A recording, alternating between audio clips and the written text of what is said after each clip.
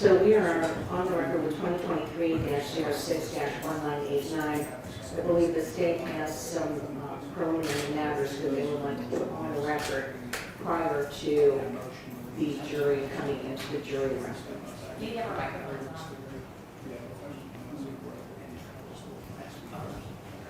The only issue the state has is we will dismiss count 5 and comprehend language and Okay. If you don't speak to the microphone, and then the other issue was that they review personal records of officers. we had them. Judge, we had an opportunity to review them yesterday. You had an opportunity to review the personnel records of the officers involved. You did, Your Honor. Thank you. Appreciate your service. Judge, there was, And I believe that the state is now moving to dismiss count 5 and the specification attached to it. Is that correct? Yes. Mr. Peacock? Yes, Okay. yes. All right, so ordered.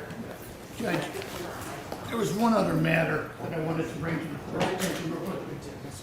And I talked to Zach this morning regarding this.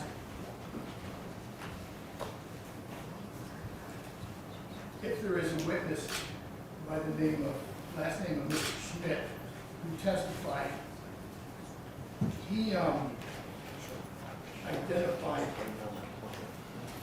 Tom Schmidt. He gave a statement to the police to report a statement, I was reviewing it. And there's two things that I would ask the court to prohibit. When he talked to the police, he identified Mr. Kinard as a scary dude driving a Camaro. I wondered whether he got the car illegally. And I'm going to ask that not be permitted, and that he can't say that. And then a second time, he made the comment. And they went to your client's favor if he's that prejudice to make a comment like that. But if you want it to be left out, I don't think there will be any objection. We already talked about that. Okay. Okay. And then there was also a second time where he said, how did he get that car? He looked scary. So once again. I talked about that. All right, so apparently the state has instructed him not to repeat those comments. I'll get up again. Oh, there it is.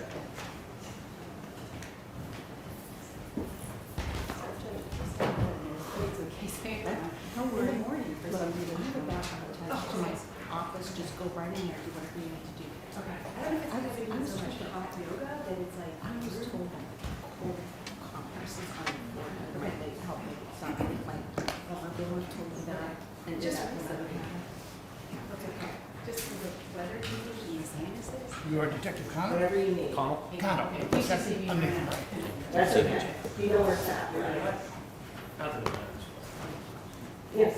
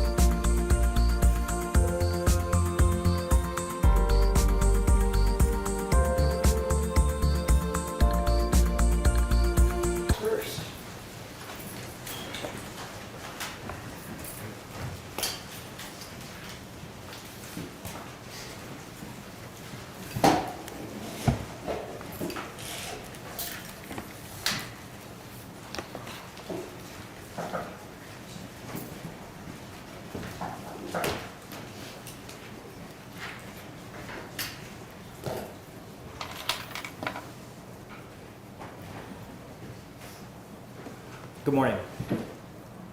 Ladies and gentlemen of the jury, Your Honor, defense counsel, thank you all for your attention throughout voir dire and for your service today and in the coming week for this really important matter. We really appreciate you guys all taking the time out of your busy schedules to provide a service to Summit County. And on behalf of Summit County Prosecutor Elliot Kolkovich, I would just like to thank each and every one of you for your attention throughout this trial.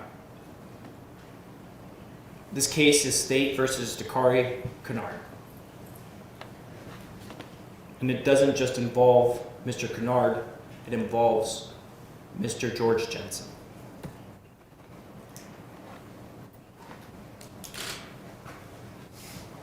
Mr. Kinard and Mr. Jensen's lives intersected on I-76, heading east through Norton towards Akron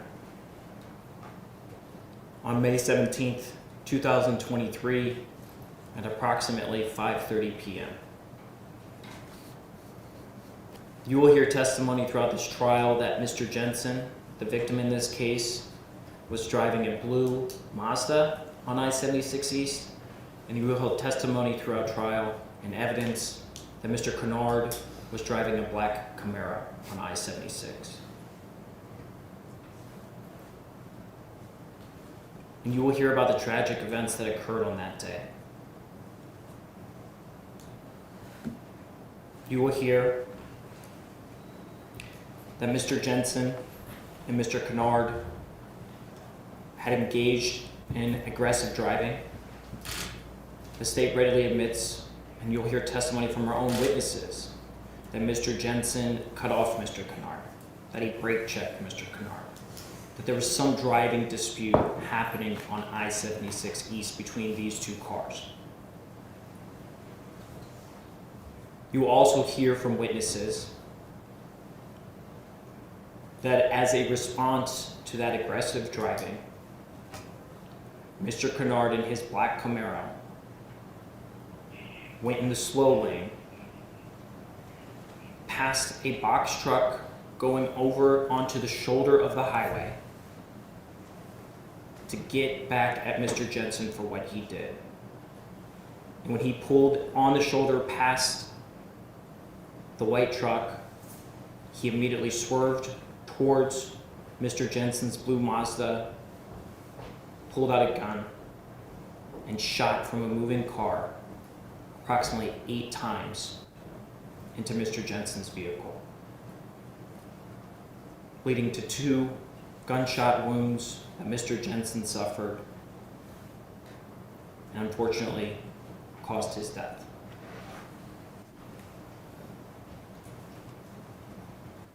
We're going to talk a little bit about the charges that Mr. Kinard is facing.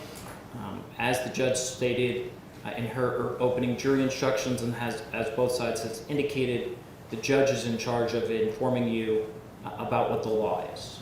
At the end of this case, you'll get jury instructions that will define all the terms that I'm going to talk about. But I just want to give you a brief overview of the charges that the state is proving beyond a reasonable doubt in the trial against Mr. Kinard. Mr. Kinard faces 1 count of murder, in which, among other things, the state attests and will prove beyond reasonable doubt that Mr. Kinard purposely caused the death of Mr. Jensen. There's another count of murder under a different set of facts, in which Mr. Kinard knowingly caused the death of Mr. Jensen as a proximate result of committing or attempting to commit a felonious assault.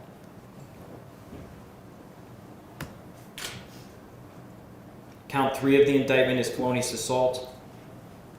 And that is that Mr. Kinard knowingly causes or attempts to cause physical harm to Mr. Jensen by means of a deadly weapon. And the last count is a discharge of a firearm on a prohibited premise. And that is basically that Mr. Kinard discharged a firearm over a public highway, I-76 East, and that by doing that, he caused a substantial risk of physical harm to any person or serious physical harm to property. Each of the counts has firearm specifications attached to them. The first firearm specification is that Mr. Kinard, in committing those 4 crimes, used, brandished, or displayed a firearm while committing them. And the second firearm specification is a drive-by shooting firearm specification. And that is, while committing those crimes, he discharged a firearm outside of a moving vehicle.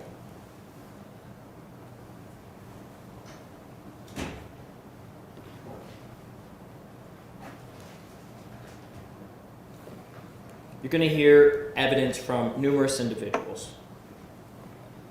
And you're going to see video, surveillance video from the Ohio Department of Transportation's videos that they have cameras on I-76 East. You're going to see 2 cameras from that view.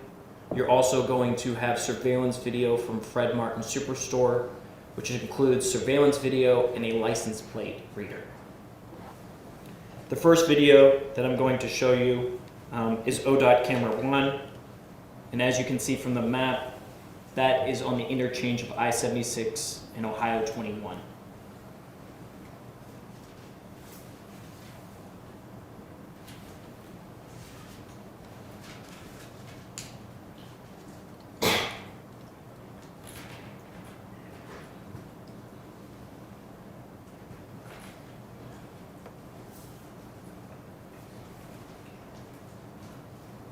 As you will hear testimony about, the video does show Mr. Jensen in front in the red circle in his blue Mazda, Mr. Kinard in his black Camaro.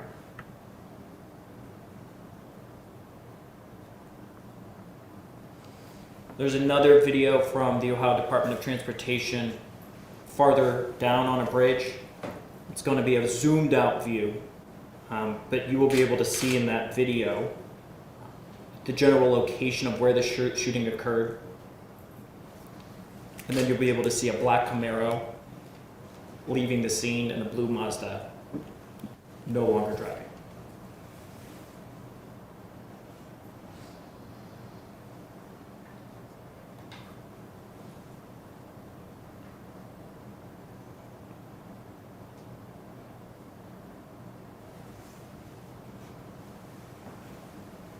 As you can see from those 2 videos, there's no actual surveillance video of the shooting itself. However, there are 4 eyewitnesses that we will hear from most likely today that were all driving on I-76 East and saw different aspects of the shooting. You'll hear testimony from one witness that saw Mr. Kinard in the black Camaro driving on I-76 East at around the time of the shooting. You will hear testimony from other witnesses that saw the aggressive driving, saw Mr. Jensen, the victim, in his blue Mazda cutting off Mr. Kinard's black Camaro, brake checking it.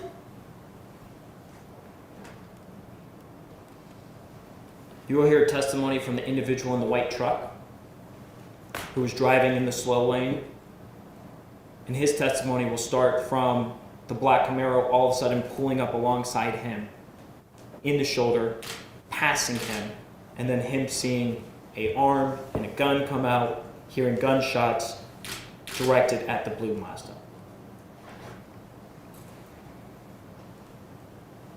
You will hear testimony from another witness that was driving on that day that saw the blue Mazda, saw the driving altercation between Mr. Kinard and Mr. Jensen, saw the black Camaro separate from the blue Mazda, saw the black Camaro then go into the shoulder, past the white truck, pull back up next to the blue Mazda, and fire shots at the blue Mazda.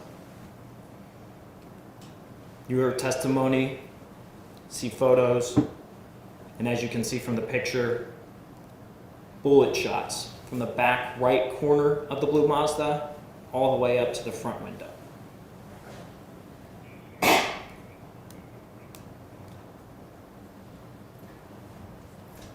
You also hear testimony of Mr. Kinard and his black Camaro fleeing the scene.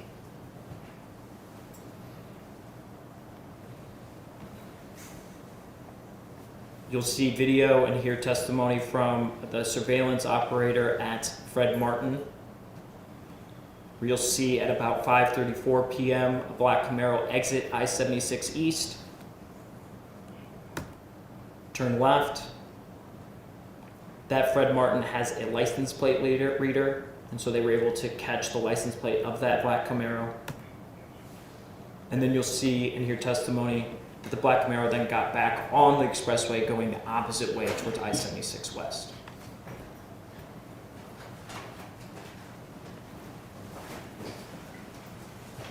This shooting occurred in Norton, and so you'll hear from 2 detectives from Norton Police Department, and they will indicate their investigation.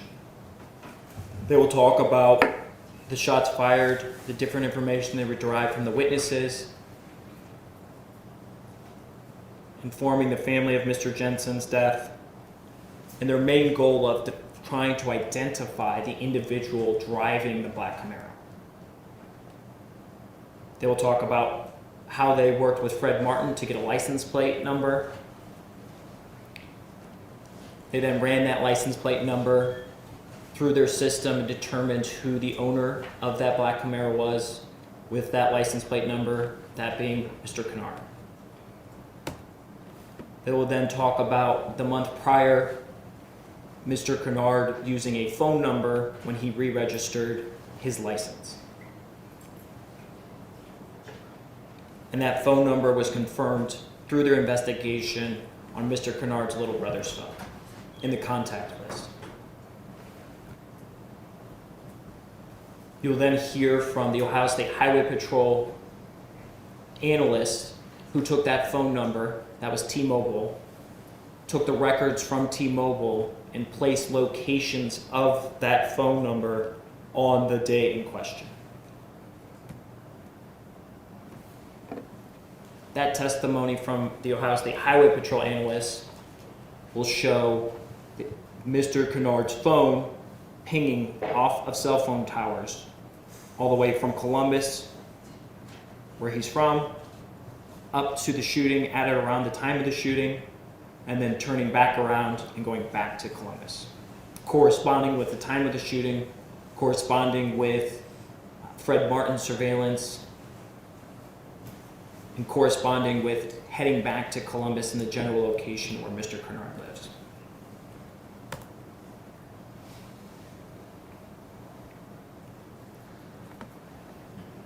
Detectives also used that cell phone data to see where Mr. Kinard stopped on the way back from the shooting. And they determined that that occurred in Mansfield. They knocked on doors of businesses to try to locate whether anybody had seen an individual with a black Camaro at or about the time of where the cell phone records were showing. And through that investigation, they were able to obtain surveillance video of the record store in Mansfield, which shows an individual getting out of a black Camaro, corresponding with cell phone records tied to Mr. Kinard, and a photo of Mr. Kinard entering that music store. Through their investigation, detectives keyed in on Mr. Kinard and therefore went to his home in Columbus and parked outside of Mr. Kinard's home was the black Camaro with the same license plate number seen on Fred Martin, the same license plate number registered to Mr. Kinard.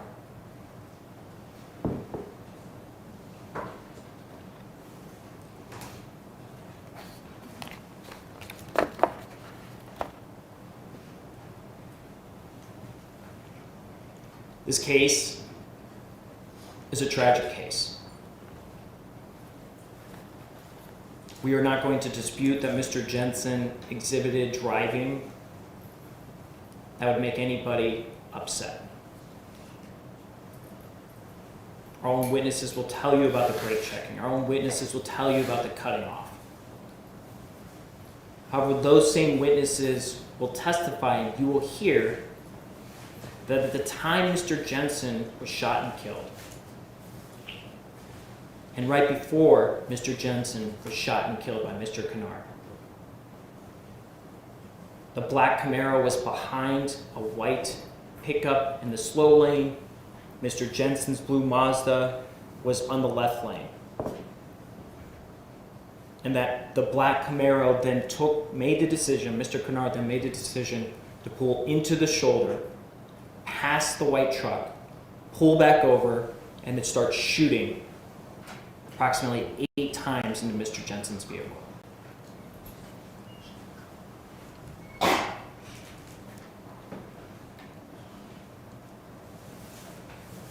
At the end of this case, we will request you guys to find the defendant, Mr. Kinard, guilty beyond a reasonable doubt of both counts of murder, and that he did purposely shoot and kill the victim, that in the commission of a felonious assault in which he knowingly shot at Mr. Jensen, where he attempted or did cause physical harm by use of a deadly weapon, and that he did that by discharging a firearm over a public highway. Thank you.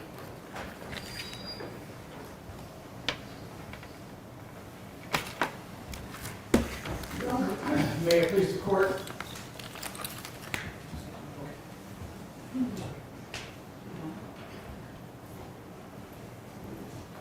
May it please the court, prosecutors, ladies and gentlemen of the jury. Again, my name is Dacarrei, and together with Ms. Rhonda Kotnick, we represent this gentleman sitting here, Mr. Dacarrei Kinard. May 17th, 2023. About 61, 62 degrees outside, partly sunny. Mr. Kinard left Columbus, Ohio, where he lived. Got out 71, south or north. He was headed towards Youngstown, Ohio. It was a casual day. He got in his car, headed up 71, and along the way he decided to stop at a music store. And you saw the photo just now of him walking into a music store. He wasn't in a hurry. He was on his way to Youngstown. He just stopped at a music store. He continues up 71. And at 71, he comes to the juncture of 76.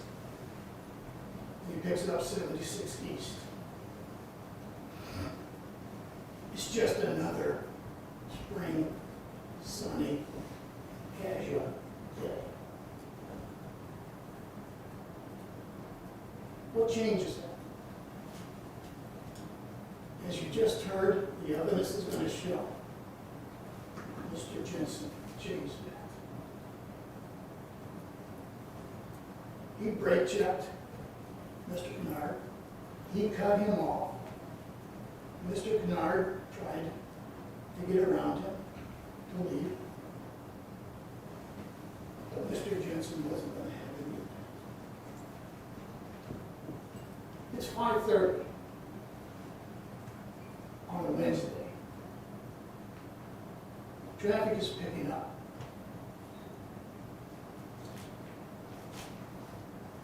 And Mr. Jensen is brake checking and leaving and cutting off Mr. Kinard. And you saw the videos. The evidence is going to show that. We're not here to contest that that wasn't Mr. Kinard in that Camaro. It was Mr. Kinard. But when you have the actions of Mr. Jensen, you have his road rage, you have his actions where he's swerving, he's cutting off, he's brake checking. The evidence is going to show in this case that at that point in time, Mr. Kinard began to feel fear and anger and rage. People have been there. They've experienced it. They've lived, they know this life. And on this day, this wasn't what Mr. Kinard wanted. The evidence is going to show that this is what Mr. Jensen wanted. The rage that he had became fear during this road rage. And you're going to hear the testimony. You're going to hear the testimony of Mr. Kinard. He's going to tell you what happened. Okay? Now, the prosecutor went over the elements in this case. They went over the counts 1, 2, 3, and 4. And they told you what it is that they have to prove in this case. Okay? That's their burden. Remember what Ms. Crocker told you yesterday during the deal. As Mr. Kinard sits here today, he's presumed innocent. That presumption sticks with him until the conclusion of this trial, right? And the only way that presumption is overcome, as you heard yesterday, is if the state proves beyond a reasonable doubt each and every element of the case. Ladies and gentlemen, at the end of this case, after you've heard all the testimony, not just the state's witnesses, wait until you hear Mr. Kinard's testimony before you come to a conclusion and you make a decision. Okay? And at that point in time, we're going to ask that you return verdicts and not guilty against Mr. Kinard. Thank you.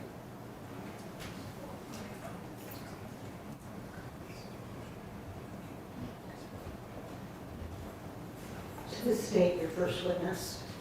State Code Officer Starling, but I'm not sure how to get this guy. That's one. Is that correct? Yes. It doesn't happen all the way though.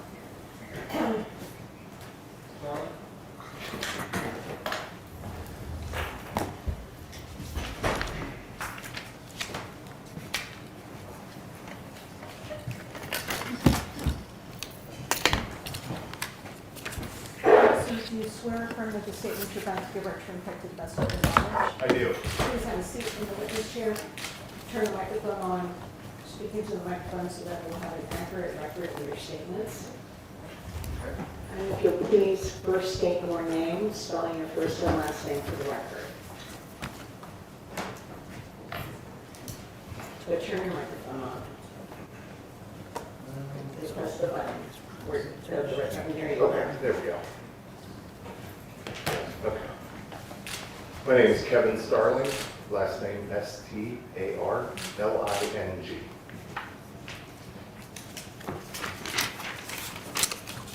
Good morning, Detective Starling. How are you doing Morning. today?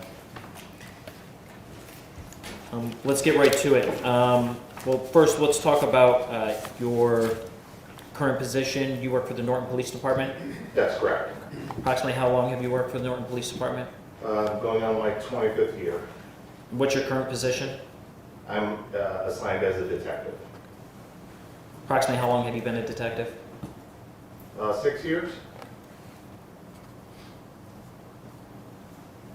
And back in May of 2023, were you assigned as a detective to the Norton Police Department? Yes, I was. Can you talk to the jury about an incident that called to your attention back in May of 2023? Yes. On May 17th of 2023, around 5:45 p.m., I was off duty, but I was notified by phone by our dispatch center that there had been a shots fired call, excuse me, on I-76, Interstate that runs through our city. I started to communicate with my partner, Detective Dacarrei Kinard.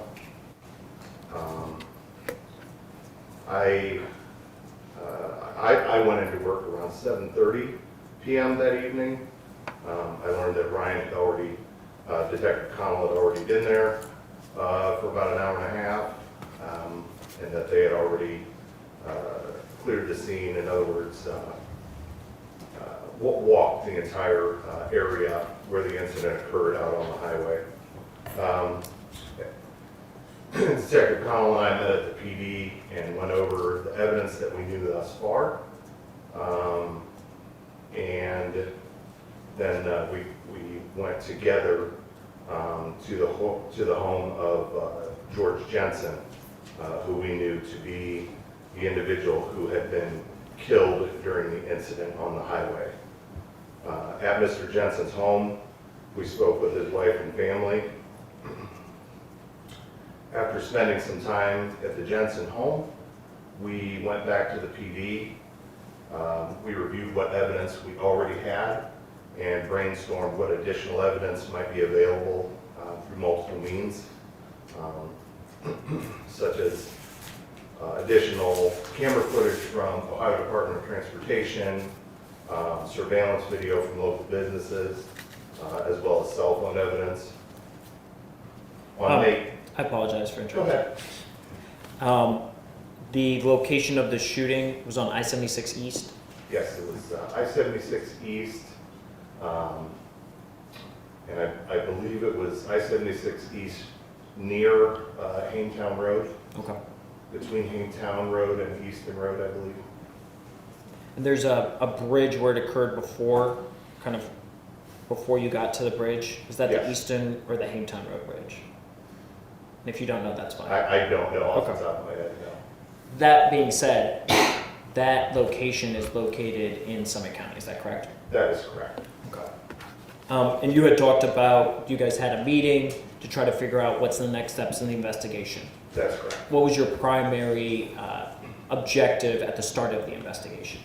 The primary objective was to identify a potential shooter. And you guys had already talked to witnesses at the scene, is that accurate? That is, other officers had, that's correct. Okay. In identifying the individual who did the shooting, what information did you have at the start of the investigation? Several witnesses stated that they believe the shooter had been operating a black Chevy Camaro vehicle. With that information, what was the first piece of information that came in to start to determine who was the operator of that black Camaro? Traffic cameras from the Ohio Department of Transportation. We actually were able to review traffic camera footage in the area at the time of the incident, and we were able to identify what appeared to be a black Chevy sport coupe, like possibly or likely a Camaro. After you got that information from the witnesses and the Ohio Department of Transportation surveillance videos, what steps did you do next in order to get more information about that black Camaro? So on May 18th, the following day, we received video surveillance after requesting it from Fred Martin Motors on Barber Road, which is a very large car dealership, and they have quite an extensive surveillance system of cameras and even a license plate reader. So you guys gave Fred Martin, did you give him the time frame that you were looking at? We did, Okay. yes. And that would have been right after the shooting based on the ODOT cameras at about 5:32, 5:33 Correct. on May 17, 2023? That's correct. And so you gave them parameters, black car, about this time frame. Do you guys have anything? That's correct. And what did you receive in response to those inquiries?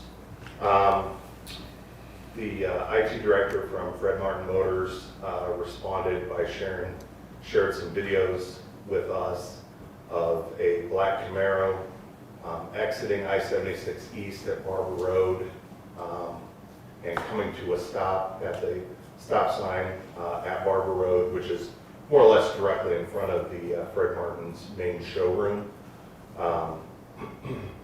The black Camaro was then seen to turn left, which would be northbound onto Barber Road, and left again, which would be westbound, to return to I-76 westbound.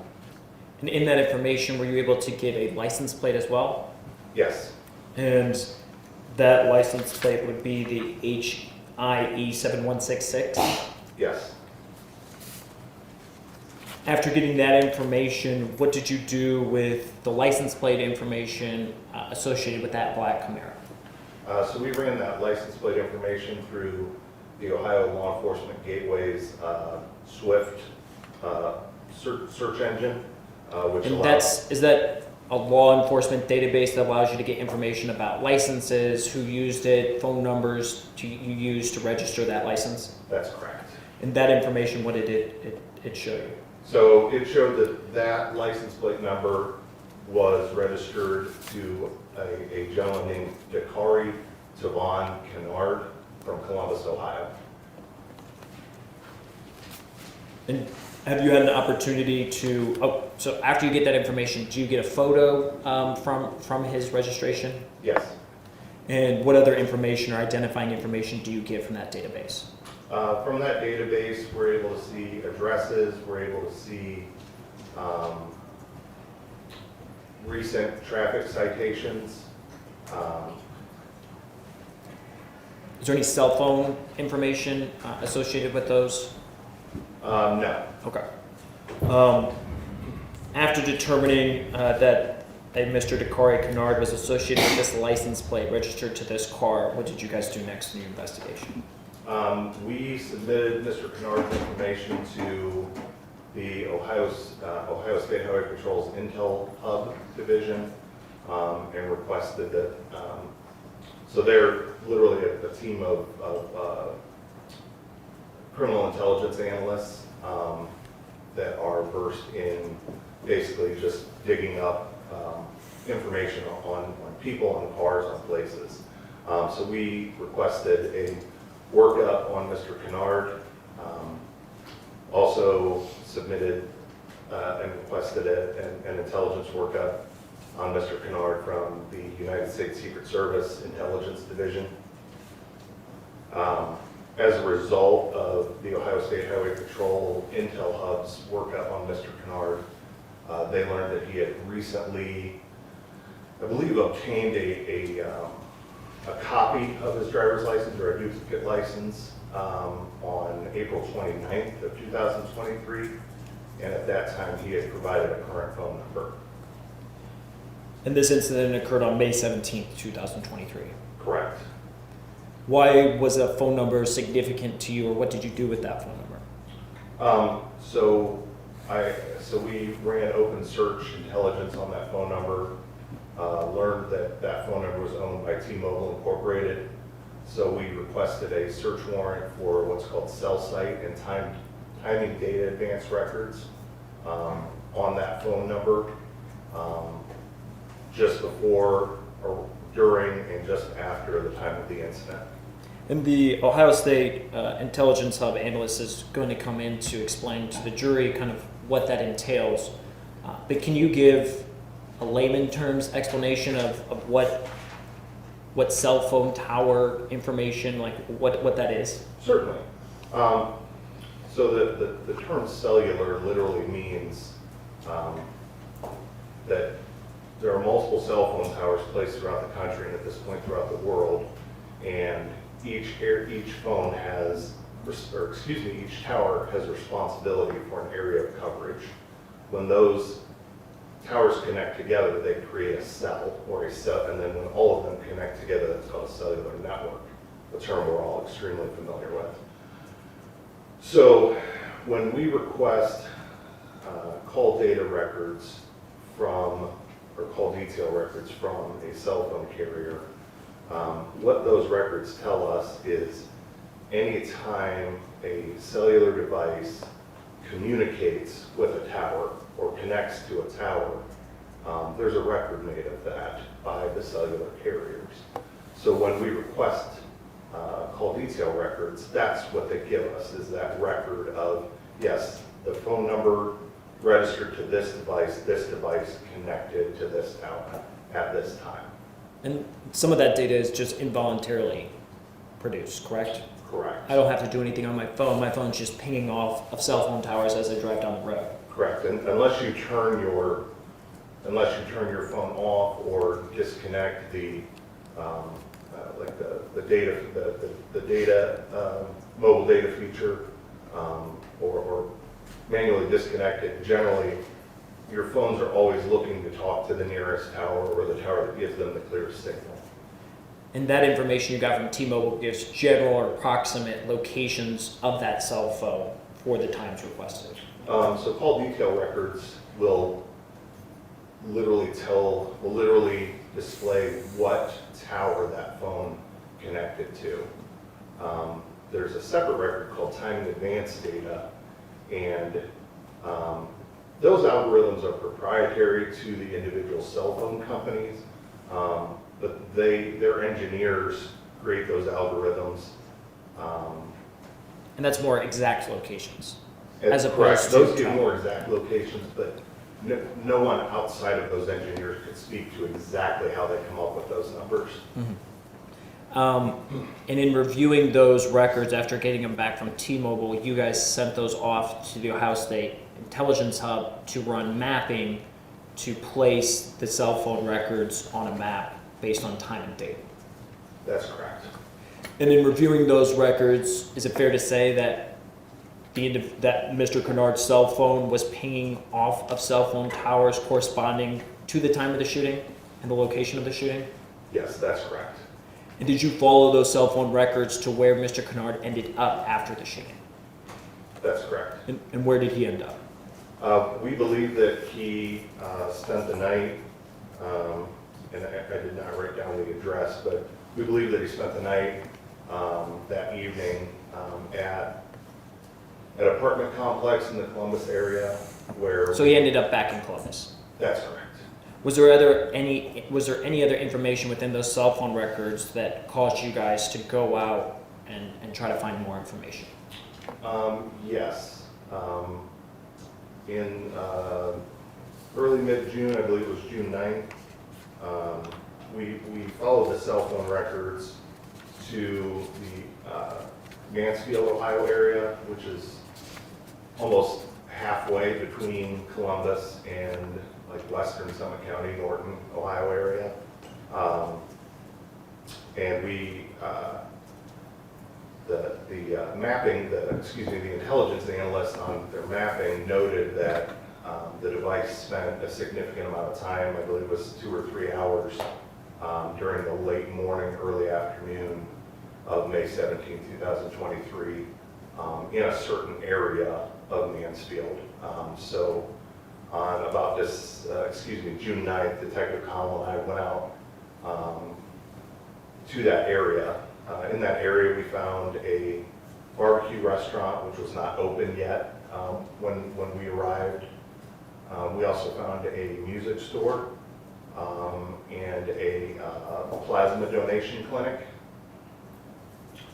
I made contact with the manager at the music store, I believe it was called Metronome Music, and explained the nature of the investigation and that we were trying to see if either the vehicle owned by Mr. Kinard or Mr. Kinard himself would line up with the cellular device data. You guys got surveillance video which showed somebody resembling Mr. Kinard exiting a black Camaro and entering the record store. That's correct. That corresponded with his cell phone records. That's correct. And the idea behind that is you were trying to place the cell phone number with Mr. Kinard in the black Camaro. That's correct.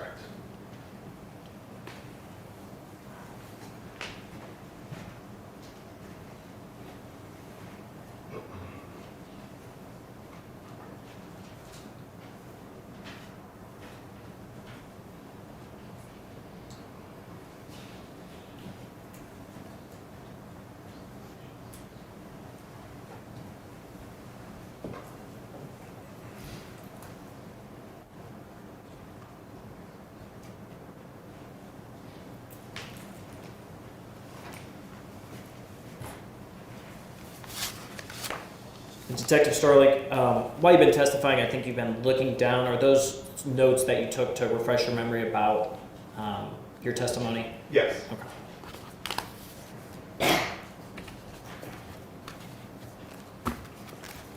I don't have any further questions, Your Honor.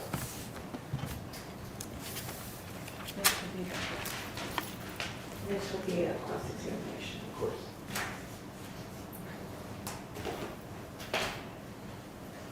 Good morning, Detective Starling. How are you? Good morning. Good. I'm Rhonda Kotnick. I'm one of the attorneys with Nathan Ray who is representing Mr. Kinard. I don't have the manner. Do you want me to wear that? Okay, sorry.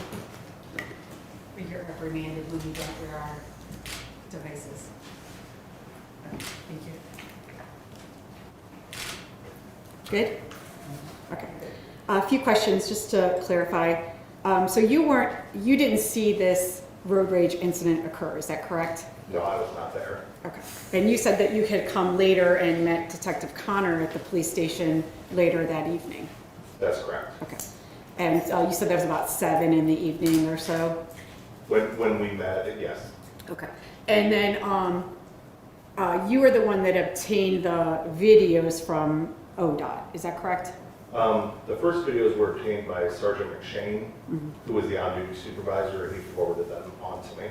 Okay. And you had the opportunity to review those videos? Yes, Okay. And in those videos, you made the determination that Mr. Jensen started this incident?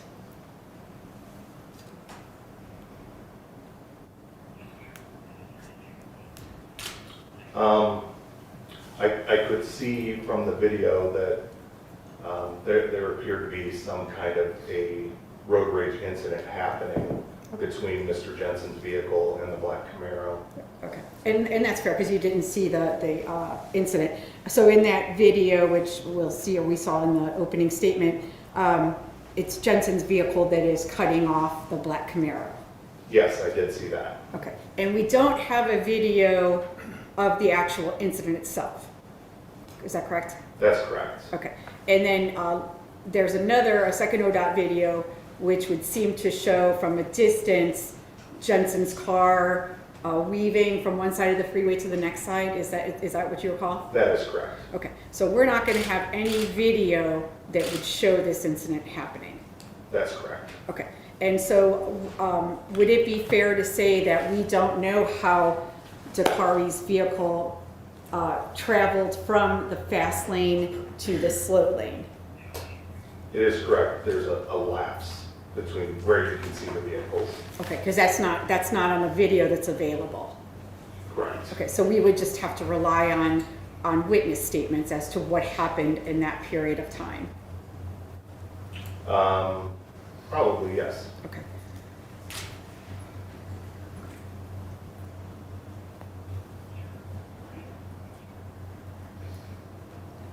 And just one other thing. So the stop, when you were able to follow the cell area when you're following the cell phone for Dacarrei's where he was on that day, the stop in Mansfield was prior to this incident. That's correct. Okay. Earlier in the afternoon. Okay, and you said you found surveillance of his car in a parking lot, and it looked like he was walking into a music store. Yes. Okay, and he wasn't doing anything wrong, just to be clear, right? No. Okay, and that's just how you were able to put him in the location at a time before the incident. That's correct. Okay. One second,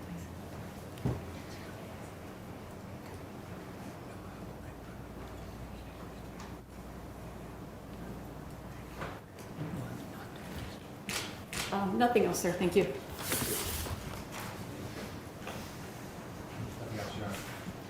Okay, I think that this might be, your excuse, officer, thank Thank you. you.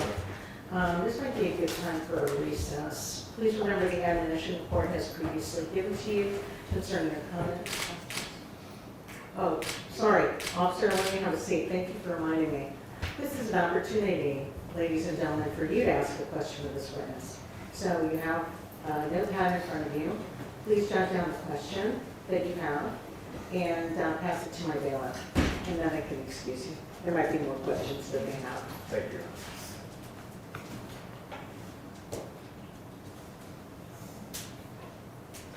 If you don't have any questions, I'll just pass down an empty piece of their paper, please.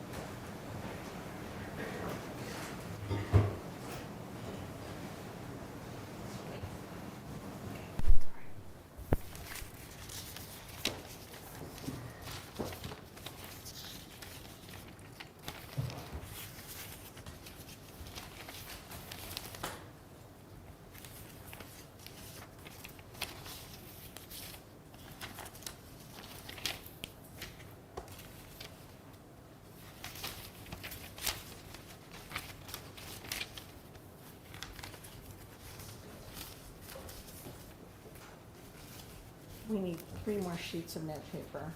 If you did not submit a question, you need to submit a blank page.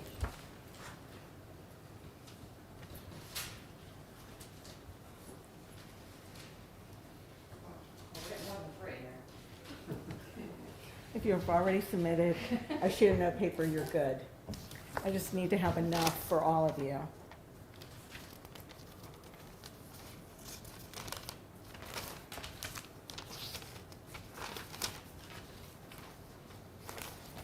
All right, ladies and gentlemen, back to my office, please, so that we can discuss a juror question.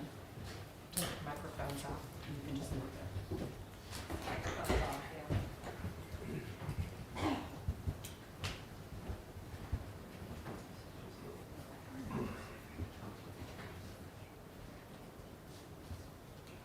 Just sit tight for a couple minutes.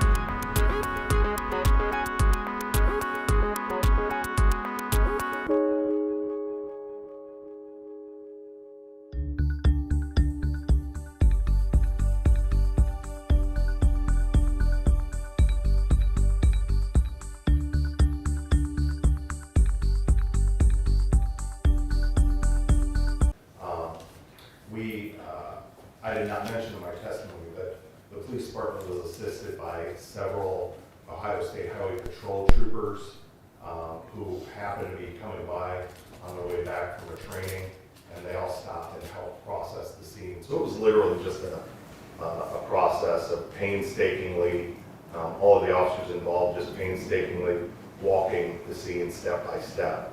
But because it wasn't open, flat, more or less flat, open roadway, it was, other than, just having to cover that amount of space, pretty easy to search. There were no couches to look under or walls to look at or anything like that. Are there any follow-up questions? Okay, thank you. Thank you. Okay, now I can give you a break. Please remember the admonition the court has previously given to you concerning your conduct. Please do not discuss this case among yourselves or with anyone else. This includes family, friends, and the media. You must not post or read anything about this case on social media, the internet, or any electronic devices, including cell phones. This would include blogs and social media sites such as Facebook, Instagram, Twitter X, Snapchat, TikTok, and any others. Any such discussion, after discovered, could lead to a mistrial, and that would severely compromise the party's right to a fair trial.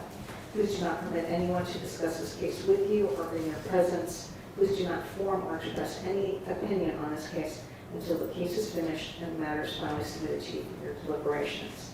Why don't you try to be back? I'll give you a 15-minute break. Be back in the jury room by 10:20, and then we'll be starting with the next witness shortly thereafter. Thank you. Actually, if we get back to the go to the jury first, let clear the room and then, yeah, And then we'll let you go. you can actually leave your personal belongings back there. The door to Judge Burrow's courtroom is locked. The only way people can get in is through this door.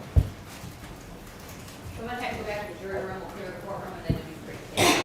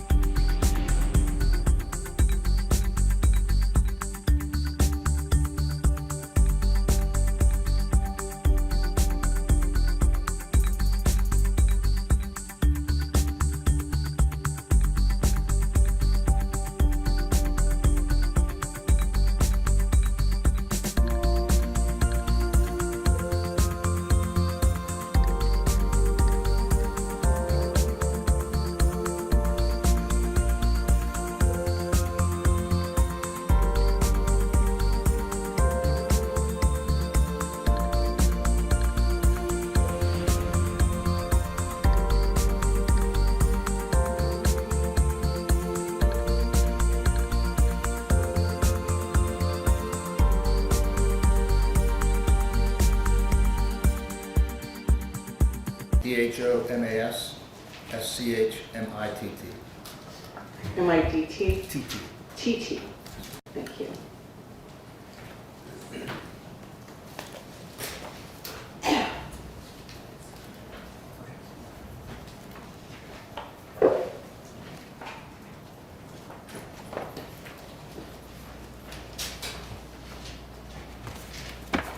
Okay, good morning, Mr.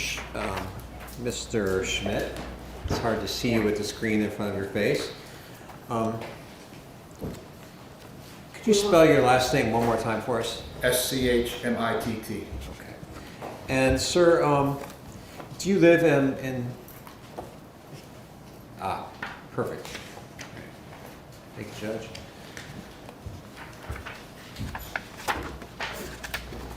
Do you live in this area? Yes. Okay, and whereabouts? You don't have to give your exact address. Medina County, close to the Summit County line. And sir, where do you work? I work in Mansfield, Ohio. Okay, and what type of work do you do? I'm a podiatrist for the VA. Okay. And do you travel for work pretty much every day? Every day. Okay, and how long is your drive? It's 57.4 miles, takes about exactly an hour. Okay. And what type of car do you drive? I drive a Hyundai Sonata Limited. And were you driving back from Mansfield on May 17th, 2023? Yes, I was. And could you describe to the jury what type of day that was? Sunny day. Okay. And when you're passing the time on the road, what type of things do you look at? And Well, I look at everything because I've been doing the same drive for 13 years. And so. do you take notice of certain cars you like? Oh yeah, absolutely. Okay. And on May 17th, 2023, well, first of all, at some point did you notice a black Camaro? Yes, I did. And can you tell the jury where you were located when you saw the Camaro? Oh, well, I was behind the Camaro at first, and then I got over in the passing lane, and then Okay. I passed it up. And what highway were you on? 76 eastbound, And in what county were you in? Medina. Okay, this is in Medina County, Ohio? Yeah, yes. Okay. And when you noticed the black Camaro, what drew your attention to the Camaro? Well, I don't see very many Camaros, and it was black, and it was a pretty, what I call a hot car. Okay, you liked the car? Yeah, I like the car. All right. And did you notice the race or ethnicity of the driver? Yes, And- African American. Okay. And did you notice anything else about his appearance? He had long braided hair, had a thin beard, thin mustache, pretty muscular build, tattoos on the left arm. And was he doing anything wrong at that time? Notice any weird driving at that moment? No, Okay. And other than liking the car and noticing the gentleman driving the car, everything else was okay on the highway that day? normal traffic flow. And were you able to get home safely that day? I was. Right. At some point, did you contact the Norton Police Department? I did. And why was that? Because I saw his picture on the TV and told my wife that's the guy I saw. Okay. We had discussed it earlier. Okay. And so you saw, let's say Mr. Kinard, he's not denying he was the gentleman driving the car.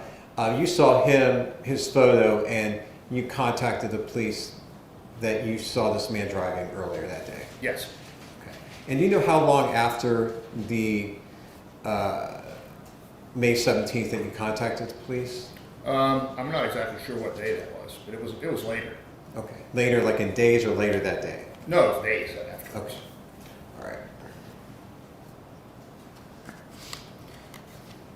And you did not see a blue Subaru or any type of aggressive driving occurring? I did not.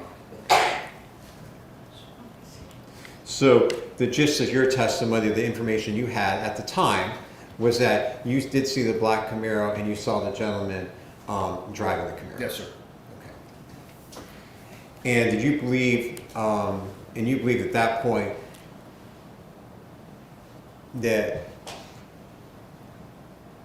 your information would be relevant to the police. Yeah, I thought it might be, yes. Okay, all right.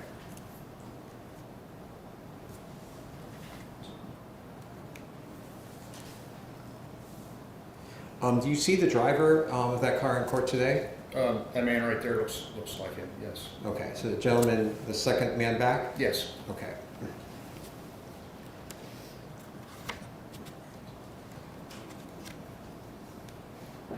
So let the record reflect that he just identified Mr. Kinard. Okay. I'll stick to my judge. Thank you. So we have a stipulation that the person that you saw in that car was Mr. Kinard, the gentleman you saw. Okay. Yes, sir. All right. Hold on one second.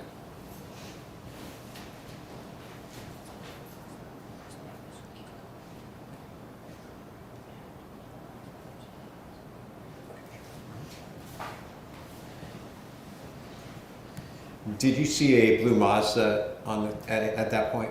I did not. And did you see anyone else in the vehicle, in the blue Camaro besides Mr. Kinard? I couldn't tell the shadow, so I couldn't see anybody else in the car except for him. Okay. Anything else there? All right, that's all I have, Your Honor.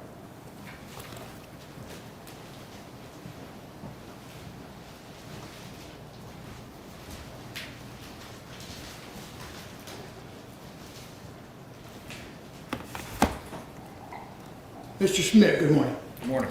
My name is Nathan Ray. I'm going to ask you a couple questions. I represent Mr. Kinard. If you don't understand my question, please stop me and I'll rephrase. Fair enough? Yes. This was May 17th of 2023, correct? Correct. And according to you, it was sunny that day. Yeah, it was warm. Okay, it's a warm day, Yeah, sunny out. pretty sunny, yeah. What drew your attention to the car? I don't see very many Camaros, and that was a pretty cool looking Camaro. Let me ask you this. Is it because it was a newer Camaro or do you like all Camaros? I like a lot of Camaros, especially the older ones, but yes, it was a newer Camaro. That's kind of what drew my attention to it as well. Are you a GM guy or are you a Mopar guy? I like them all. Oh, do you really? Okay, Yeah. good stuff. As you were driving that day, you indicated that you were in the slow lane, which would have been, and that's 2-lane, correct? Yes, it is. And you would have been in the slow lane behind Mr. Kinard, is that Yeah, correct? at first, yes. And you decided at some point in time that you were going to pass him, correct? Yes, as you're coming up on the 94, there's a ramp there, and there's always traffic coming down that ramp, and then they end up messing everything up. Everybody's got to put their brakes on, but if you get in the left-hand lane, you can continue on without too much problem. Now, let me get this straight. You got on 76 where? Where would you? Off of 71. So you were, okay, you were coming the same direction as Mr. Kinard. You would have picked up 71 to 76. Yes. Okay. And you got behind him on 76. Yes. You wanted to get around him because you were coming up on an entrance ramp, Right, and you got in the left-hand lane. right. And at that point in time, you went around him. I passed him, yes. And I believe you told the police, you did it, well, let me take a step back. You did an interview with Detective Starling, correct? Yes, sir. Remember that? And I believe Detective Camaro was there, Yes, correct? there were two men, yes. And at that point in time, you gave a recorded statement to the detectives. You remember that? Oh, yeah, yeah, Okay. And if I told you that was 2 weeks after May 17th, would that sound about right? that's about right, yes. And at that point in time, you told the police or the detectives at the interview that you were going approximately 76, 77 miles an hour. That's Does that sound about right, yes. Okay.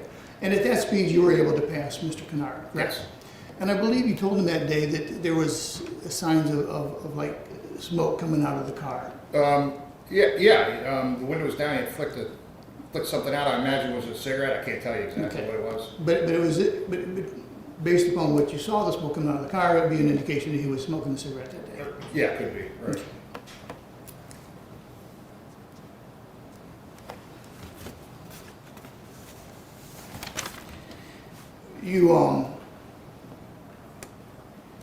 You passed Mr. Kinard that day. Yes, You got back into the slow lane, correct? yes, after I was past him, and there was a couple other cars too, I passed them up, because I had to get off at the next exit. And the next exit would have been 21, is that correct? No, it's 261, 261. Norton Okay. exit. Is that before is that before 21? right before the 21 exit, yes. Okay.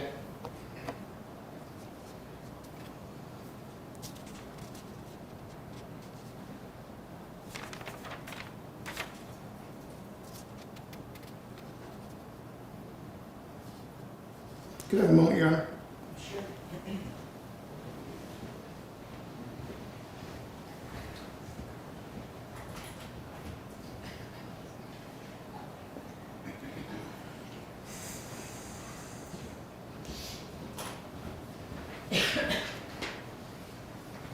And Mr. Smith, I can't remember if you told us or not, but what time of day was this?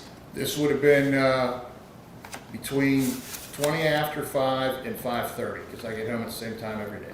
Okay. You've been doing it for 13 years? 13 years. Pretty consistent with your timing? Yes. Semi-cruise control, same speed every time. Okay. Now, this is about 5:25, 5:30. Traffic somewhat heavy?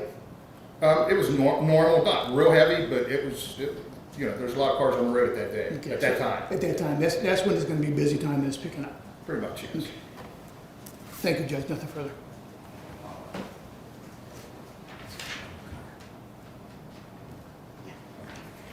If I approach for a moment, Sure. Mr. Schmidt, do you recognize State's Exhibit 1? Yeah, that's a newer model Chevy Camaro. Okay, does that look similar to the car you saw that day? Yeah, pretty much just like it. Okay. I'm going to put it on the screen so the jury can see it.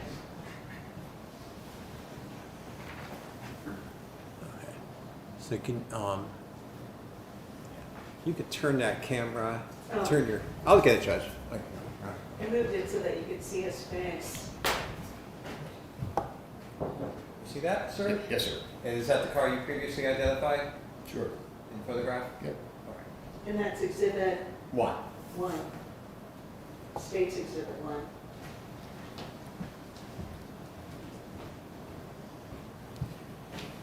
And no further questions. Nothing further, Judge. Thank you. Okay, ladies and gentlemen, if you have any questions of this witness, please put it on a piece of the note paper in front of you. If you don't have any questions, please submit an empty piece of paper and pass them down to my bill.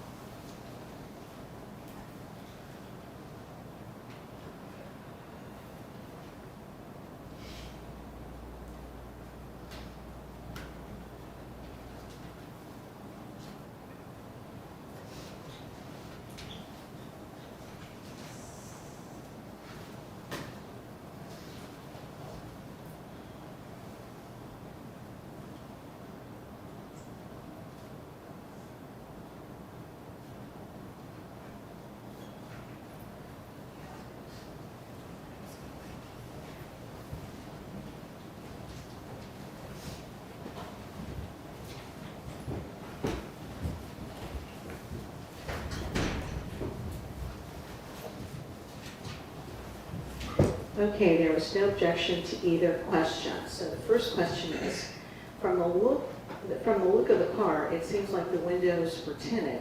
How were you able to see his features and what he looked like? The window was down. Okay, and that was the second question. Is there any follow-up to that? Attorneys, thank you so much. Dr. Schmidt.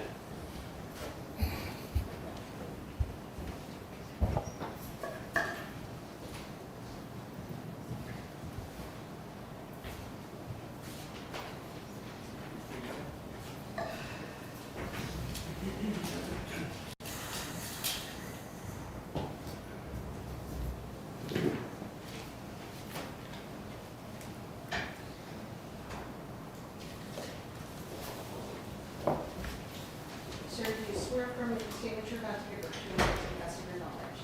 Thank you. As you come on around, this is the witness chair. Have a seat.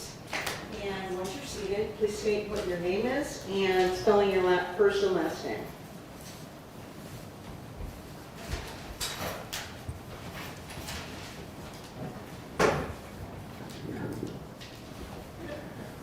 Stephen Swinhart, S-T-E-P-H-E-N. Last name Swinehart, S-W-I-N-E-H-A-R-T. Thank you, Mr. Swinhart.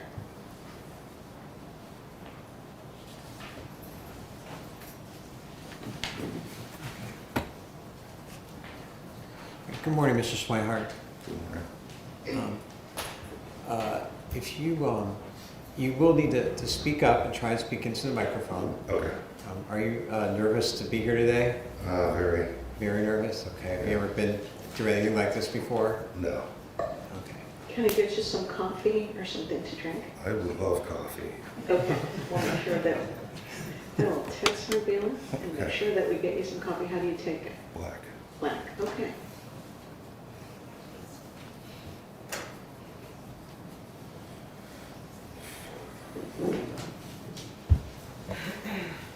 We want to try to make it as comfortable as possible. I just have public speaking issues, so. You're sounding just fine right now, so I wouldn't worry about it.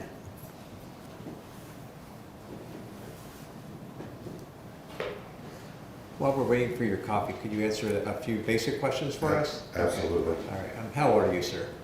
How old are you? 53. All right. And you don't have to give your exact address, but where do you live? Barberton, Ohio. And how long have you lived in this area? All my life. All your life? Yeah. And do you have a job? Yes. And what type of work do you do? HVAC sales. Okay. We sell equipment for commercial buildings. What type of, and what's the name of the company you work for? Air control products. And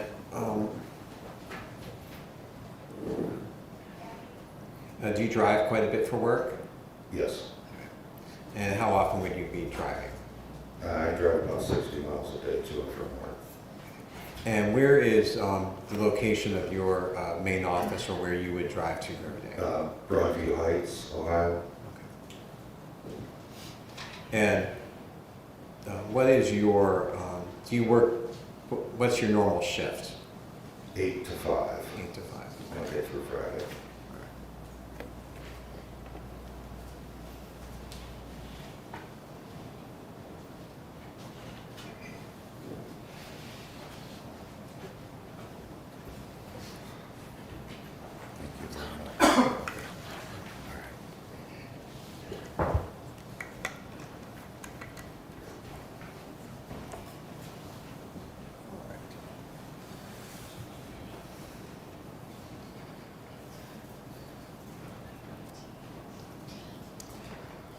Okay. And what type of car do you drive, sir? Ford F-150. That's a pickup truck? Correct. Okay. All right. So, you know why you're here today? Yes. And were you on I-76 East on May 17th, 2023? Yes. And do you remember what time you were at that location, I-76 East, when you saw this incident? I would say 5:30, Okay. Now, were you coming home from work or going to work or something else? coming home from work. And what would be your normal route to end up on I-76 East? So I come down 77 south and then hit 21 south there in Montrose, and then take 21 south to 76 east to go home. All right. And do you have to merge onto I-76 East? Yes. Okay, could you describe that to the jury, how you enter onto I-76 East? So 21 south, kind of, you go under 76 east and then loop back around on top to get onto 76 east. And once you enter I-76 East, about how far are you away from home? 4 miles, 3 miles, 4 miles. So on this day, you were about safely home. Correct. All right. And did you have any other incidents or problems that day when you were driving home? So right when I merged onto 76 east, I'm crossing into the right lane, and as I'm looking at traffic ahead, I saw a black Camaro go to the right of a truck and trailer that were in front of me, kind of cut into the 21 north entrance ramp to 76 east. Okay. And of course it caught my attention because it's just not typical. Cut over to that and then went around them on the right hand side and cut in front of the truck and got back into the far right lane of 76 east. And what happens next? So obviously I'm just like, what the heck was that? And then I heard like a pop pop, and like in my mind, I didn't know exactly what it was. I thought something was in the road. Maybe that's why the Camaro had went, and then I heard that sound. Maybe somebody had driven over it. So of course I slowed down, and at that point I saw a blue car start drifting over from the center to the right lane, and then crossing into the shoulder and hit, there's an overpass that has like the concrete pillars, started drifting over and he hit that and then kind of bounced back across, going over to the left, crossing over 3 lanes and then hitting the concrete barrier dividing the east and west lanes of 76. And what did you see next? Or what did you do next? Everybody just started hitting their brakes. And again, in my mind, I'm thinking something might be in the road. But as I'm approaching it, everybody's slowing down. I don't see anything. And, as I'm getting up to where that car is in the center there, a couple people were pulled off to the side. They had run up to the car. Some people were pulled off to the right, and I actually came to a complete stop, pretty much parallel to the blue car, because there was a lady that was parked on the right that was trying to run across the highway. And I looked over and I saw somebody opening the passenger side door. And at that point, I saw the gentleman laying in the car, kind of slumped over a little bit. Okay.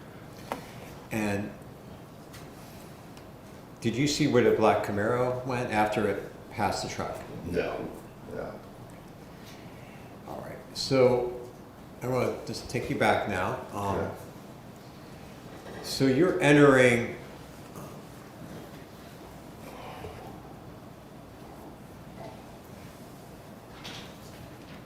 You're coming on the entrance ramp onto I-76. So you are in the left. Are you coming into the left lane? As I'm getting on 76, I'm in the right lane. Right lane. Okay. Yeah. Yeah. That one.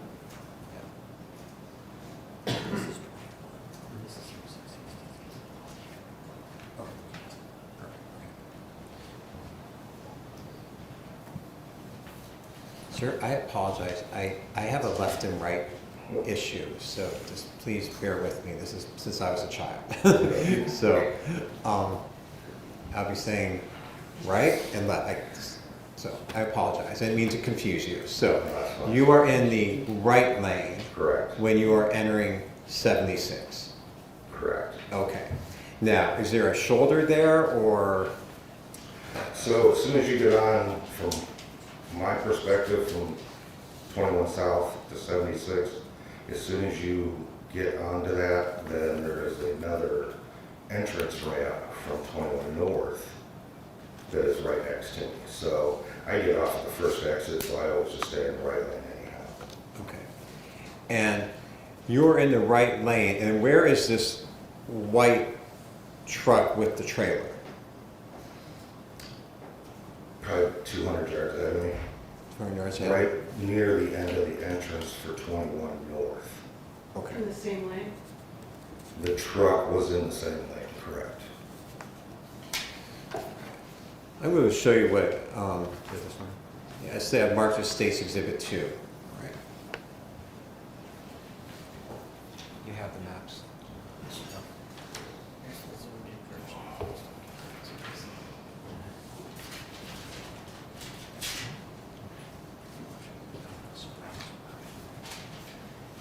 All right, sir, I'm going to show you what's marked as State's Exhibit 2. And this is the entrance into from 21 to 76. Does this look familiar to you? Yes. Okay. And I'm going to move this, flip this here, watch your property there. You can see it. And then I'm going to put this on the screen. Okay. Okay.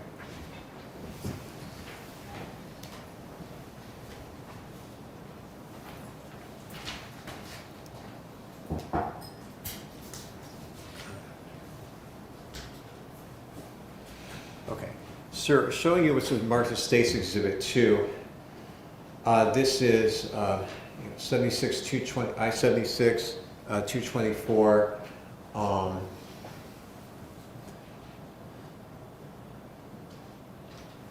entrance and the entrance onto that. Could you again, looking at this, if you could could you step down and show us where you drove? Yeah.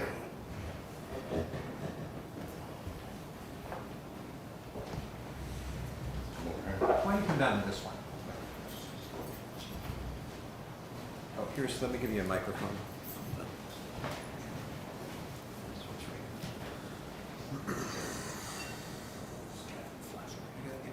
Hello? Oh, it has a pointer too? What? Has a pointer? I didn't know. Hold on to that. Okay. Is that good? Yeah, that's great. You show, again, sir, tell us where your route onto the highway. Okay, so I'd be coming south here, and then I come around this loop, and then up on the 76. Okay. And where were you when you first saw the black Camaro? Right about in this area. Okay, Just so right over on the bridge there. okay, so if we're looking at State's Exhibit 2, it looks like a 4-leaf clover, and you're pointing right about in the middle of that. Correct. Okay. And what did you see the black Camaro do at that point? So at that point, the black Camaro was about right here, and they cut into the 21 entrance right here. So they cut in here and then went around the truck that had the trailer. Kind of cut in here and then cut. Okay. All right, and I'm going to show you what's marked as State's Exhibit 3. This is that entrance area. Okay. Does that map help you, or would you rather look at the old one, the prior one? It helped me as far as, but Pardon? Yeah, show me where, this is the entrance ramp here. okay. So where was the black Camaro? They would have been in the right lane when I first saw it, and then it went into, like right up here and cut down. Actually, if this was the merge, it's probably a little bit further up Okay. when they actually cut in, Right? because they crossed over down here, cut back. I'm going to show you State's Exhibit 4. Oh, okay.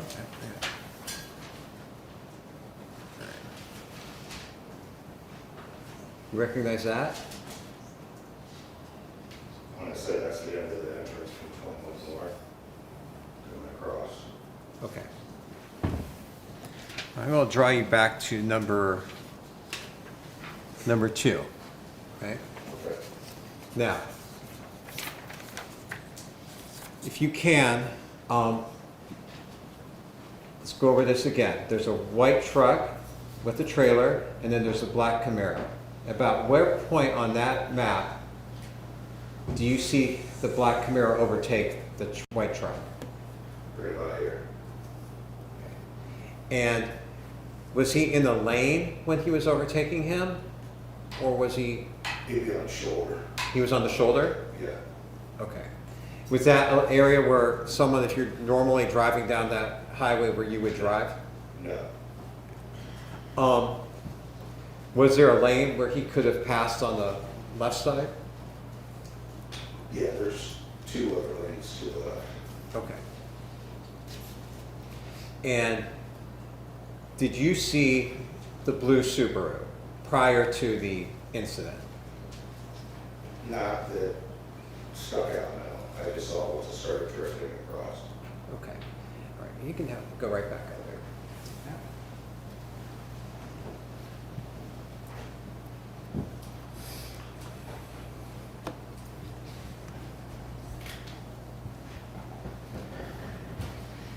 Sir, if you remember, do you know approximately how fast your car would have been traveling at that moment? I would guess maybe 50, 55, because as soon as I started accelerating, I backed off.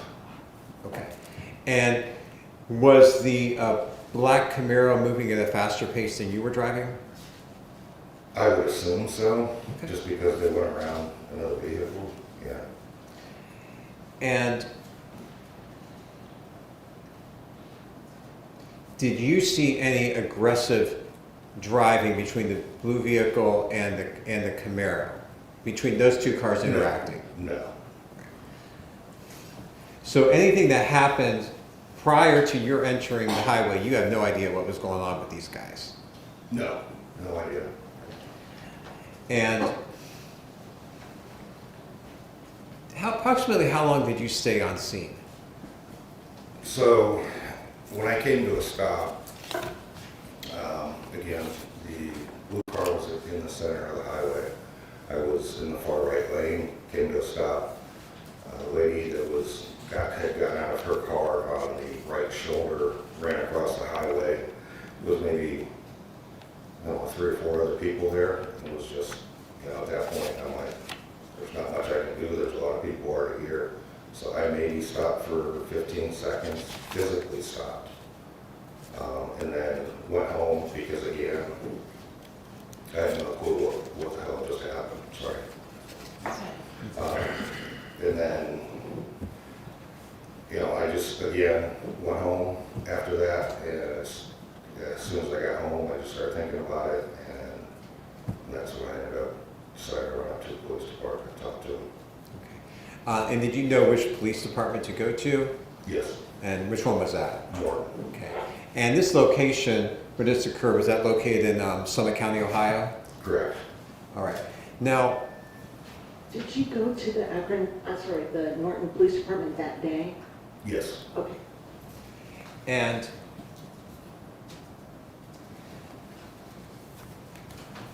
Sorry for the interruption. oh no, you're fine.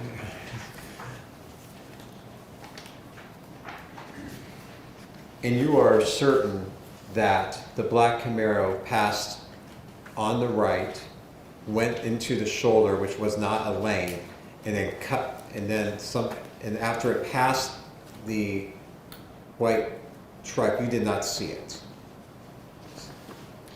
Okay, if it was a white truck, I don't know. I know there was a truck hauling a white trailer. White trailer, okay. Yeah. But yes, I saw it go from the right lane onto the shoulder into the right lane, yeah. And there are legal driving lanes that were to the left of you. Correct. May I have one moment?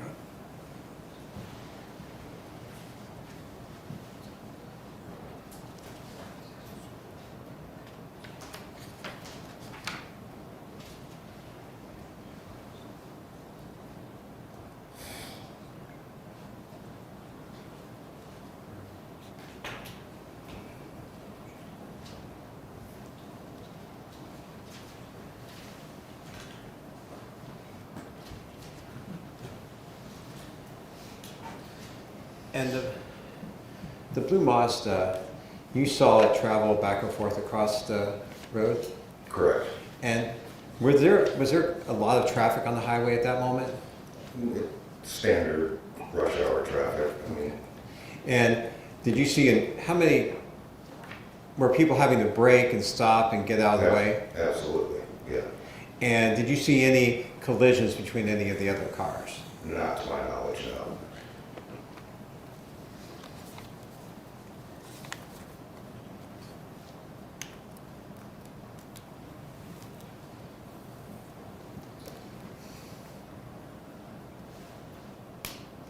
And the map you have beside you states Exhibit 2, and you would identify that as 76 East where this incident occurred? Or as a replica of that area? Correct.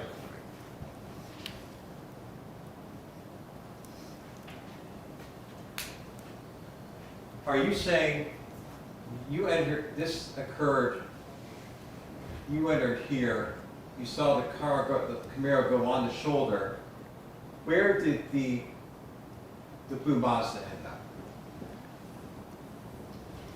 Why don't you walk over to the prosecutor so that you can show the jury where the Mazda ended up?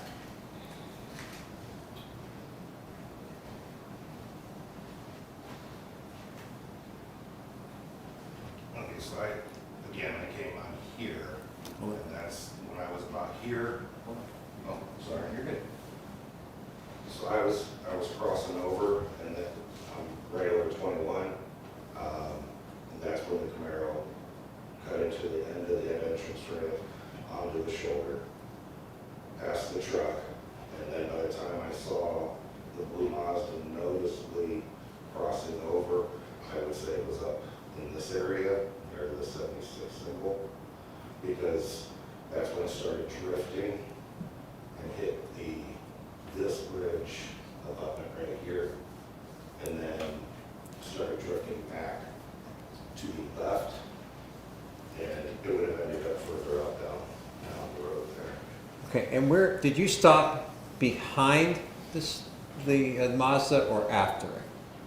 In the sense that you see this incident, you see it going back and forth, are you stopped behind it, like looking at it, or are you going?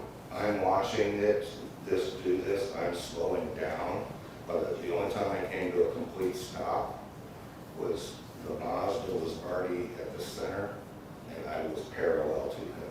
I was in the right lane, that car was up against the concrete center. Okay. And you're able to leave before the police arrive and shut down the highway? Correct.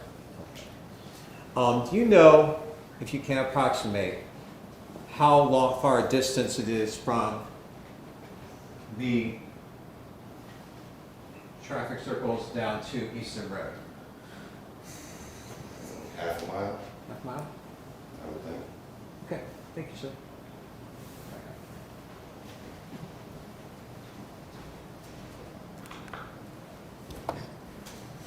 Anything else, Miles? Okay. I have no further questions for you, sir, but the defense attorneys may ask you so. Okay.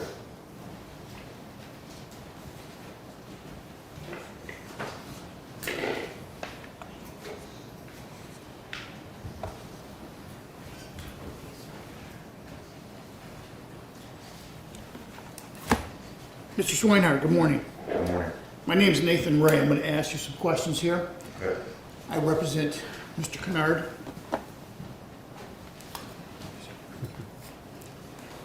If you don't understand my question, please stop me. Fair enough?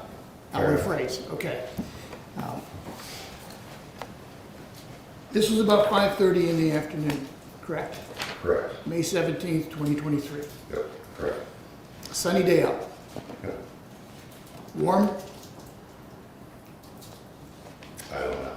Can't remember. It was That's warm fair enough. myself, so I got the heat on. That's fair enough. You said you were driving a pickup. Was that a truck pickup or was that your pickup? My personal Yeah, vehicle. F-150? Yeah, Okay. As you circled around from 21, in what direction on 21 would you have been heading? Would that have been south? 21 South. Okay, so you're heading 21 south, and you circle around and you pick up 76 east, correct? Correct, As you're getting on 76 east, there's an on-ramp, correct? correct, And then you go a little bit further, and then there's another ramp, and that's an exit ramp, is that correct? correct. And after that, 76 is 2 lanes, am I correct? 3 lanes. 3 lanes after 21 is 3 lanes? Correct, Okay. And so you have a far left lane, correct? correct, You have a middle lane, correct? correct, And then you have the far right lane, which we refer to as a slow lane. correct. Okay. You're getting on 21, you're getting on 76, and at that point in time, you're heading east. And the first time you see a black Camaro is when it's on the right-hand side on the berm, or on the ramp. I Correct. guess. Okay. And once the ramp ends, he then moves over into the left-hand lane, correct? He moves to the left into the far right lane. Okay, so he moves from the berm into the far right lane. Correct, Thank you.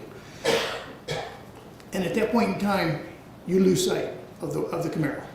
yes, There's trying to figure out how to say this. Is it a box trailer? How do we describe it's, those? I would say it was an enclosed trailer, kind of like a horse type trailer. Okay, so in other words, you could see the back of it, but you couldn't see through it. In other words, you couldn't see Correct. what was in front. You couldn't even see the color of the truck that was pulling it. Correct, And at that point in time, you saw the Camaro merge from the berm into the far right lane, which would have been the slow lane, for want of a better term. correct, And it was at that point in time you heard, I think you described it as a pop, pop, pop sound.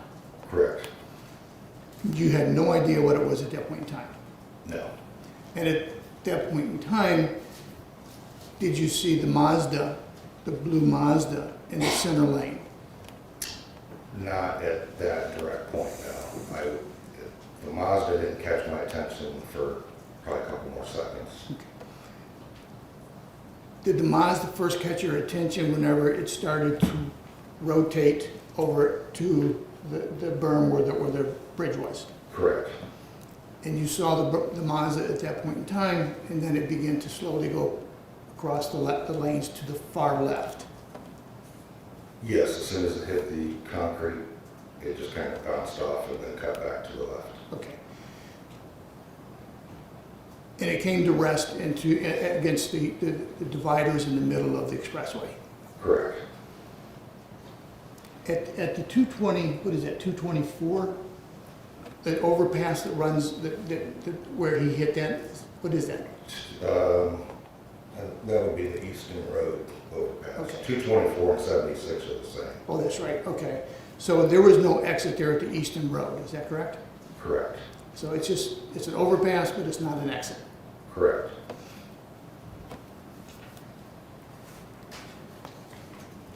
Other than what you just described here today, Mr. Swinhart, can you remember anything else about that day? Mm, Not really, other than when I got home, obviously. Okay, sure. And I'm talking about when you were on the expressway, sir. Oh, yeah, no. Okay. And you said the traffic that day, 5:30, normal rush hour traffic is the way you used it. Fair enough? Correct, I don't want to put words in your mouth, is that correct? correct.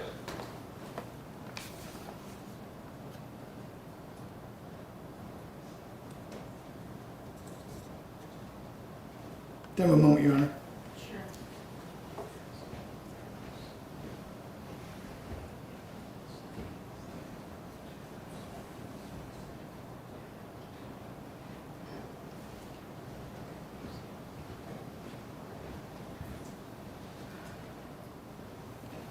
Judge, thank you, nothing further.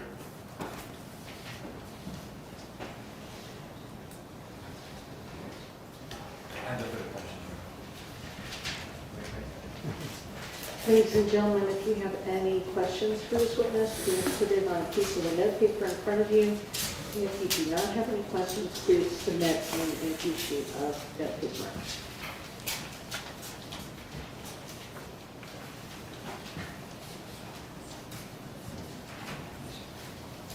Thanks for the coffee. Thank you for the coffee. No.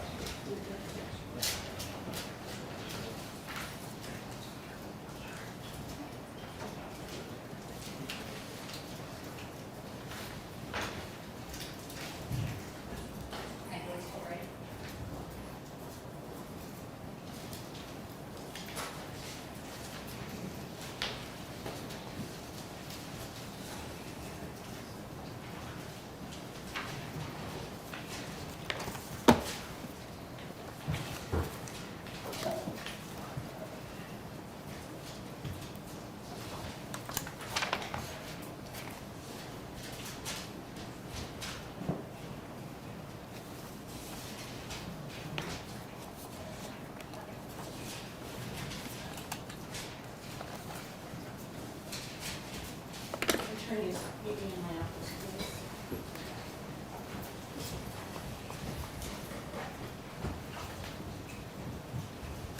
We'll be right back.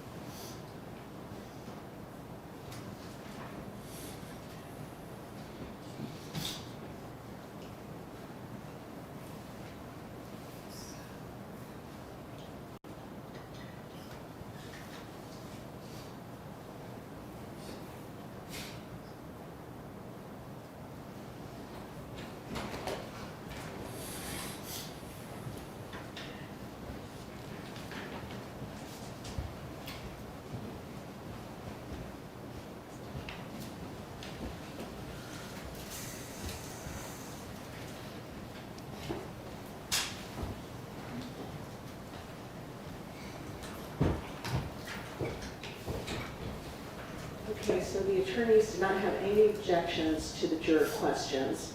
And the first one I'm going to ask you is a question that I had myself. And that is, what made you go to the police department not knowing what happened?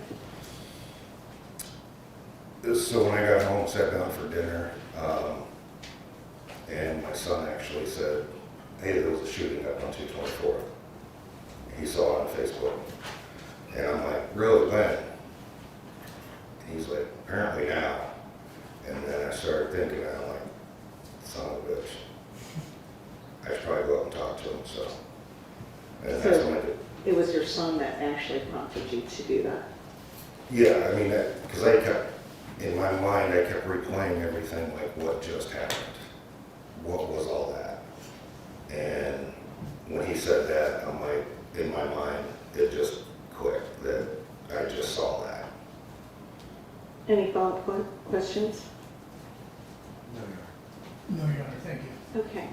The next is, did the blue Mazda appear to have any damage before it hit the barrier?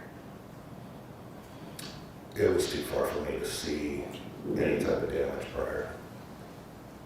Any follow-up questions? How much time would you say passed between the Camaro going around the truck and when the Mazda began swerving? 5 seconds maybe? Any follow-up? Okay, the first one is, did the blue Mazda appear to have any damage before it hit the The barrier? one before that, about why you went to that. Oh, it's, what made you go to the police department not knowing what happened? Sir, you had mentioned in your direct that you heard a pop, pop, pop, and what did you think that was at that time? I thought somebody had ran over something in the road. Thank you. You know, it's like if you're driving down the road and both your tires hit, it was like consecutive.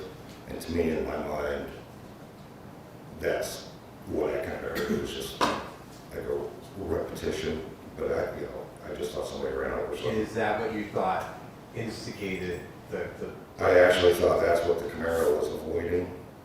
And then in my mind, again, thinking that the blue car actually ran over something and blew on a tire. So, Any follow-up? No, Your Honor, thank you. When you first saw the black Camaro, where was it located? it first drew my attention when it went to the right of the truck, Into the berm? into the entrance ramp and into the berm. It was right at the end of the entrance ramp, and then the white line tapers into the lane. And so it was right at the end of that, and then crossed over onto the shoulder and then cut back in front of the truck. Any follow-up questions from the attorneys? No, Your Honor. No, Your Honor, thank you. I think this might be a good time for them to break for lunch since we have 2 more witnesses to go. What do you think? One more? Okay. Thank you, sir. Thank you.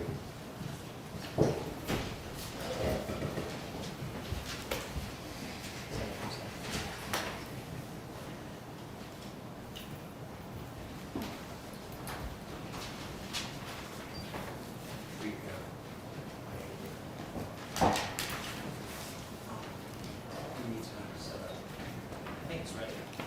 Potentially. Yep.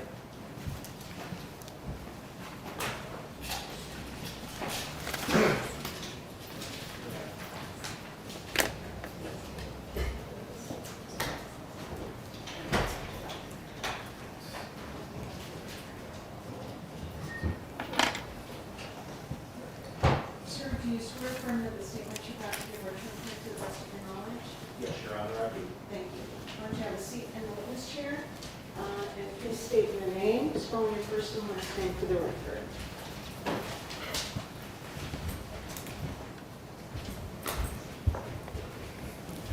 My name, Donald Davis.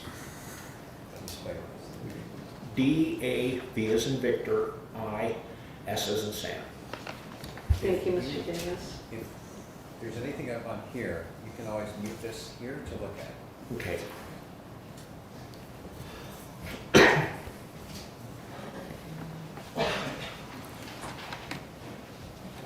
Good morning, Mr. Davis. How are you doing today? Pretty good, Counselor. Yourself? Pretty good. I would just like you to introduce yourself to the jury, kind of let them know a little bit about yourself, your education, your background, what you do for a living. Yes, my name is Donald Davis. I am a medical biller and coder with Portage Path Behavioral Health. Education-wise, I have some college. I was pursuing a chemistry degree at the University of Akron, but abandoned it in 1991-92. And do you drive on I-76 East often? I drive it on an as-needed basis. Where is your work at? My currently work home, but my employer is Portage Path Behavioral Health at 340 South Broadway. Does your work cause you to sometimes take I-76 East? No, it does not. What causes you to take I-76 East? If I'm coming back from the Columbus area or whatever is the case. Okay. And on May 17th, 2023, what caused you to be driving on I-76 East? I was returning from the Columbus area because I was on vacation that day, and I was photographing covered bridges in Logan, Union, and Delaware County. Is that a hobby of yours? Yes, Okay. And you were returning from it, from that venture? yes, that is correct. Approximately what time did you leave the Columbus area to head back home? What I did is I filled up at the sheets at the interchange there at I-71 in Morendo. I think that is Ohio Route 61. I had filled up and had entered the freeway at approximately 4:30 p.m. that day. And where is that in relation to, in between Columbus and Norton? Like approximately? About distance-wise, Yeah. or I don't know an actual mileage figure, but it took me approximately an hour, give or take 5 to 10 minutes to reach 76 and Route 21. So you're on 71 North, you then transfer on to 76 East, is that the route you were taking? That is correct. And approximately, what time did you notice an interaction between a blue Mazda and a black Camaro? I wasn't sure of the exact time of day. I just know the location of where it started, where I saw it starting. Would you be able to, first of all, what car were you driving on that day? I was driving a 2014 white Nissan Versa sedan. Do you believe that you could recognize that Nissan sedan potentially on a surveillance video from the Ohio Department of Transportation? Yes. I'm going to show you what's been marked as State's Exhibit 5.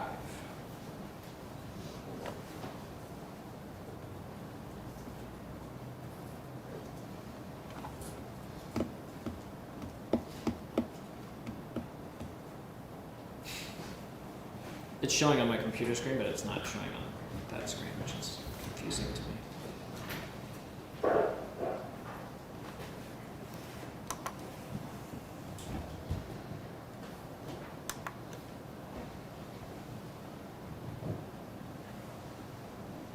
Okay, I'm going to go into the virtual lobby for a moment and let's see if I can get back to where we need to be.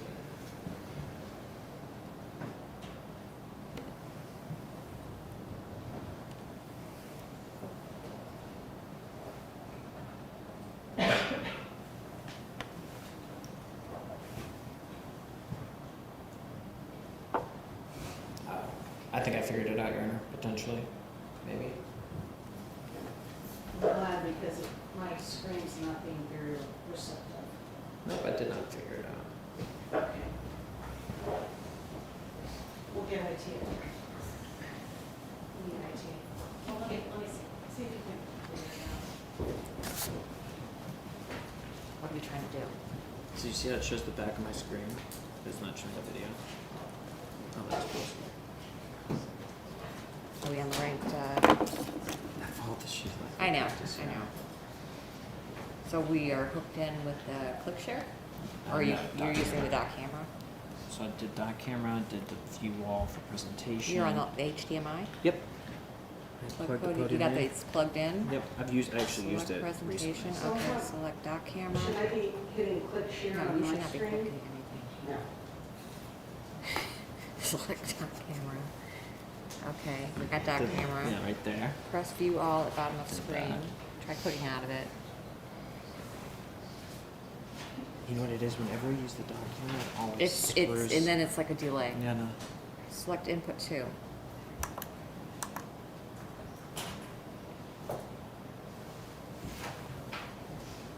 Can you turn off the dock camera?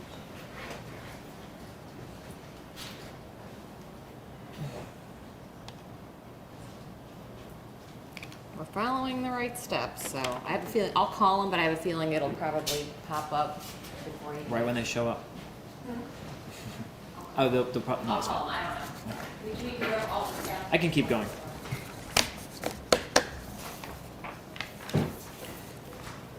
Mr. Davis, do you remember your approximate location on I-76 at the time that you saw an interaction between a blue Mazda and a black Camaro? Yes, it was east of the Route 261 interchange. There's a section where I-76 will expand from 2 lanes in the eastbound direction to 3 lanes in the eastbound direction. At the time I first saw the interaction, I was traveling in the 2-lane section, the fast lane. What I saw was the blue Mazda and the black Camaro then were into the left lane of the 3-lane section, and I was in the middle section. Okay. And before I keep letting you go, which I'm going to show you some maps to kind of place the jury there. Would you recognize an overview map of that general location, do you believe? Yes, I would.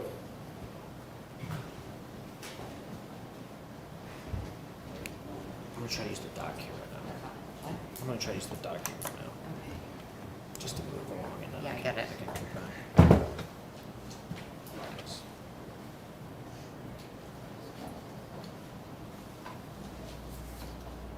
That's why I can't stand this for unexpected reasons. Everything's going great, and then all of a sudden it's not great. All right, well, there's that. On camera. Okay.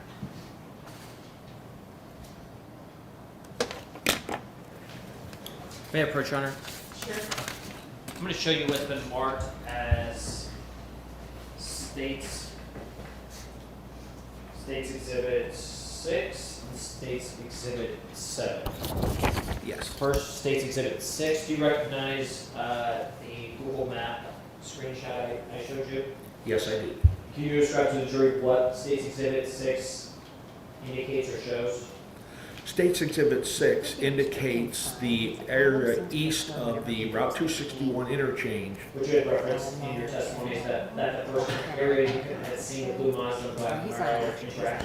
Yes. Okay. Whenever he goes And then what else does it show besides that? then he can't get. It also shows the State Route 21 interchange at the far right of the photograph. You want to get It is this. marked. It is the one with the what is referred to as a cloverleaf interchange. And I'm going to show you what's been marked as States Exhibit 7. Now that's a zoomed in version of States Exhibit 6. Yes. And I believe for the bottom portion of the highway is 76 East. You had referenced where it goes from I'm not sure. 2 lanes to 3 lanes. Yes. Does that look like an accurate representation of 76 East where it goes from 2 lanes to 3 lanes? Yes, it does. And is that the location where you had first noticed the Mazda and black Camaro interact? That is correct. Drew your attention to that? Yes. Hopefully, I'll show them to you on the big screen in a second.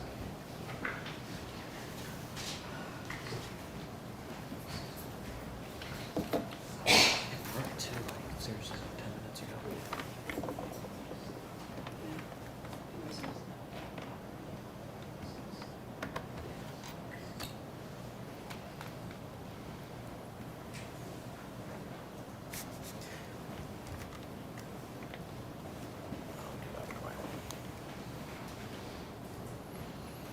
Now, before we look at those maps, can you kind of go over with the jury? We kind of started with you talking about you seeing them interacting, where 76 goes from 2 lanes to 3 lanes. What drew your attention to the blue Mazda and the black Camaro at that time? What drew my attention was the blue Mazda did a maneuver which is known commonly as a brake check, where they slam on the brakes suddenly to force a rear-end collision. The driver of the black Camaro then had to swerve to their right to avoid the rear-end collision. I was almost struck by the black Camaro, but when I saw the black Camaro swerve, I hit the brakes so that I would not be struck. That was the initial indicator of what I saw. And that would have been at or near where, in between 261 exit and the 21 interchange, correct? That is correct. After that interaction occurred, what happened next? What did you view between the black Camaro and the blue Mazda? I observed situations where the black Camaro appeared to want to pass the blue Mazda, and the blue Mazda would then swerve suddenly to block the progress of the black Camaro. And then there was at one between 261 and Route 21, I saw another brake check maneuver. And you said that's before the 21 interchange, was that what you were saying? That is correct. Okay. What's the level of traffic on I-76 at this time? It's approximately 5:30, correct? Yes. I would say it was moderate. It was not what would be considered bumper to bumper, but it was traffic volume that was still safe enough to maintain the posted speed limit.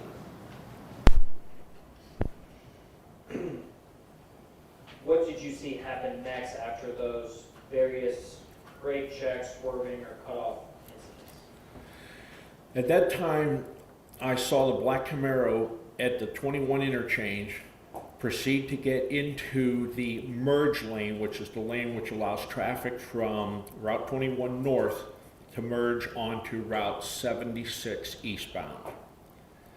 There was a vehicle that was like a box truck, white box truck or a white trailer, something of that effect. The black Camaro proceeded to pass that box truck on the right.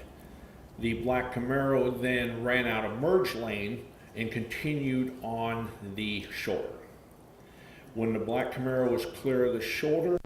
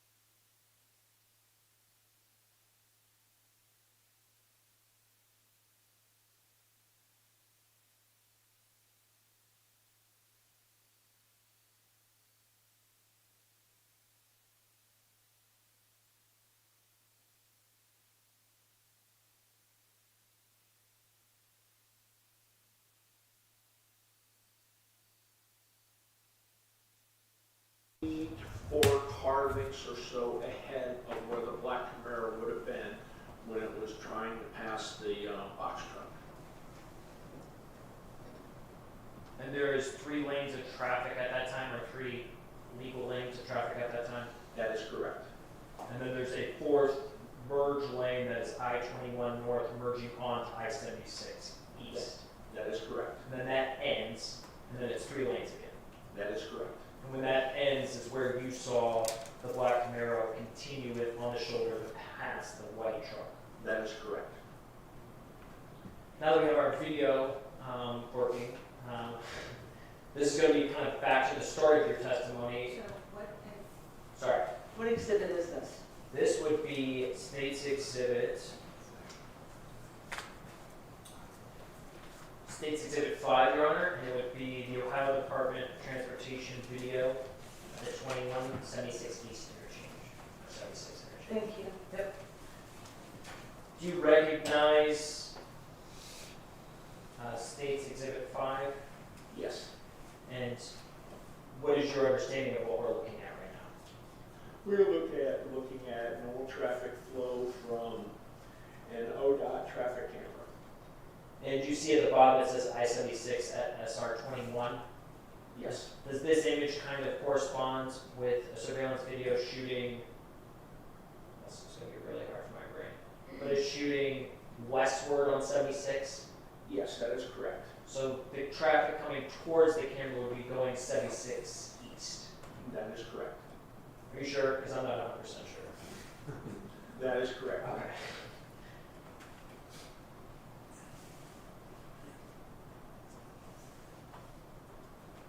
Now, we're looking at, you see the timestamp at the top, that's 2023-05-17. That would be May 17th, 2023 at 5:32 p.m.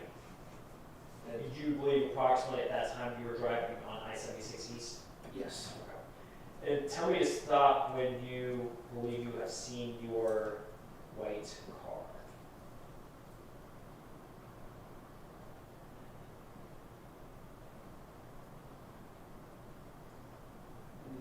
I did not.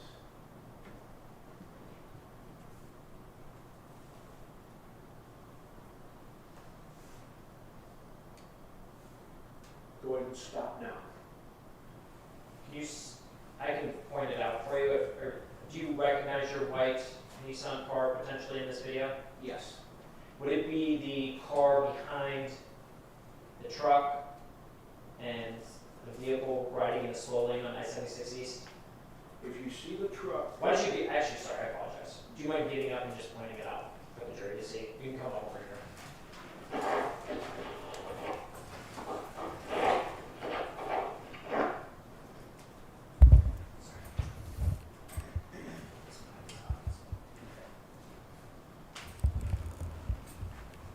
okay, that would be my vehicle right there. And do you see the red circle around those two vehicles in the left lane? Yes. And do you recognize those two videos? Yes. And what two vehicles are we looking at? This is the blue Mazda, and that there, behind it, is the black Camaro. The car in front in the red circle is the blue Mazda, That is correct. and the car behind that car is the black Camaro. That is correct. And you are traveling in the right lane on I-76 East. That is correct. Why don't you stay for 1 second? So you should probably keep that.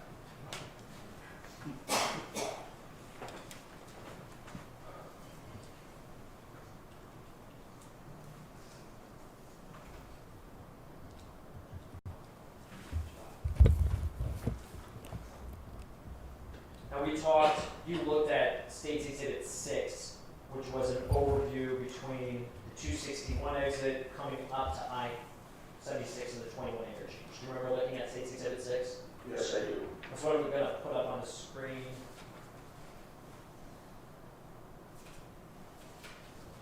And that's the State's Exhibit that you had viewed earlier. Yes, it is. And you had said that around where 261 crosses over in the left of the photo, right there, Yes. to around that curve, 76 goes from 2 lanes to 3 lanes. That is correct. And you stated that you recognize State's Exhibit 7 as a zoom up of where that 76 East goes from 2 lanes to 3 lanes. So I'm going to show that to you right now. Yes, I do. Okay.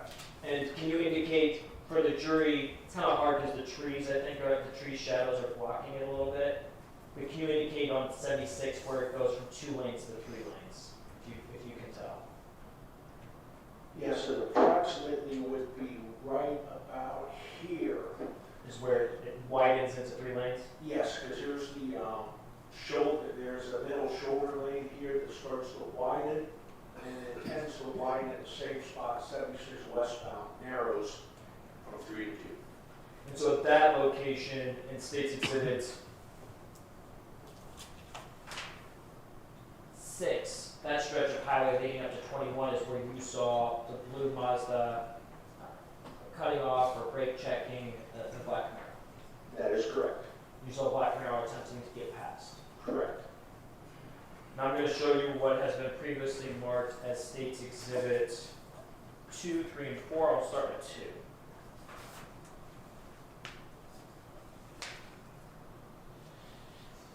Do you recognize State's Exhibit 2? Yes, I do. So State's Exhibit State's Exhibit 6 is leading up to the 21 interchange from west to east, correct? Correct. And so this is looking at the I-20 or the Ohio 21 interchange past on I-76 East. That is correct. And is this the area or location in which you saw the black Camaro move into the slow lane? That is correct. Right, approximately right here is where the birch lane is, and that's when I saw the black Camaro pass the box truck or the vehicle with the trailer in the birch lane. And at that time, you believe, or you had testified that the blue Mazda was in the fast lane, the left lane. Yes. I'm going to show you what's been marked as State's Exhibit 3. Do you recognize State's Exhibit 3? Yes. And would it be accurate to say that that's the zoom in of that on-ramp from Ohio 21 north onto I-76 east? Yes. And is that the temporary lane that the black Camaro merges into to originally start passing the truck in front? Yes. And you're indicating that's that merge lane? That is correct. And that is for traffic merging on from I-21 north to I-76 east? That is correct. Now I'm going to show you farther down the road State's Exhibit 4. Do you recognize State's Exhibit 4? Yes. And what are we looking at in State's Exhibit 4? We are looking at the area immediately east of where the merge lane from 21 north to 76 east ends is indicated by the short white stripes compared to the standard lane. And is it fair to say that that is the moment in which the merge lane becomes the shoulder, and that is at the moment that the black Camaro is passing that truck, that box truck as you describe it, that's in the slow lane? That is correct. And do you remember the location of the blue Mazda at the time that that's occurred? The blue Mazda would have been right in this lane here. And that's the left lane, the fast lane? Correct. Now you had saw the blue Mazda exhibit aggressive driving tactics leading up to this incident, correct? That is correct. At the time that the black Camaro is passing the truck in the right lane, is the blue Mazda interacting at all with the black Camaro? No.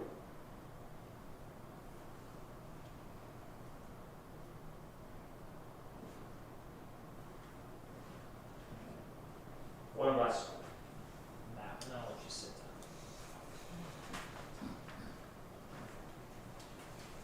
State's Exhibit 2, can you indicate to the jury on this overview of State's Exhibit 2 where approximately you believe the black Camaro and the blue Mazda be located when you see shots fired? Or hear shots fired, I apologize. Yes, I would say right around this general area here. I think you can sit back down. You can go sit back down.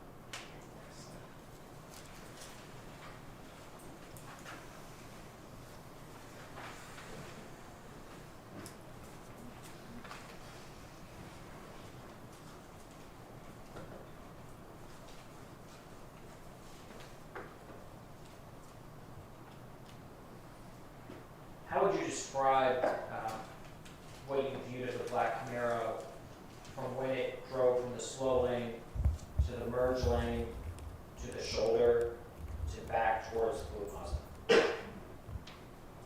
Once the black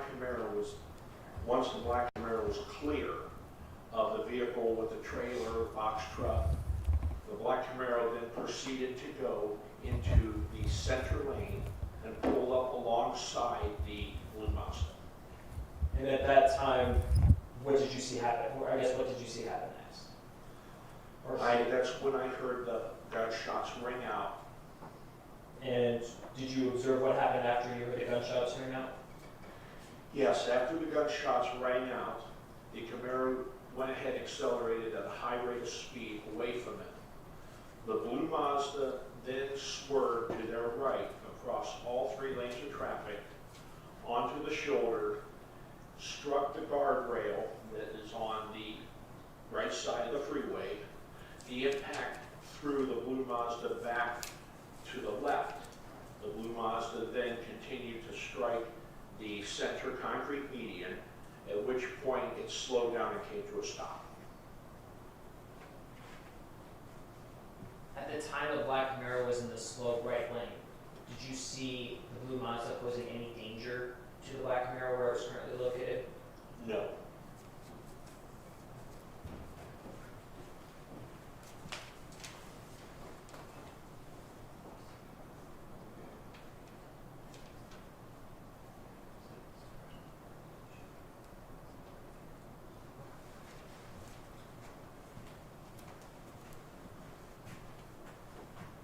Now, you had indicated you heard shots fired. What were you observing at the time that you heard the pop, pop, pop?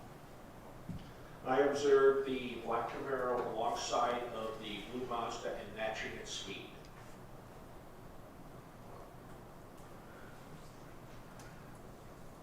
Where's the white or the box truck at that moment? At that point, I would say the box truck might be behind and to the right of the black Camaro. So was there a distance between you and the box truck? Yes. You saw the blue Mazda kind of careen to the right and then careen to the left. Were there any other collisions? No. Did that surprise you? Very much so, because at one point I thought maybe it was going to strike me, because apparently the blue Mazda had slowed down after being struck and as it was going, and I then proceeded to go to my left to avoid any possible collision with me. And you had told me you'd taken defensive driving classes in the past? In the past.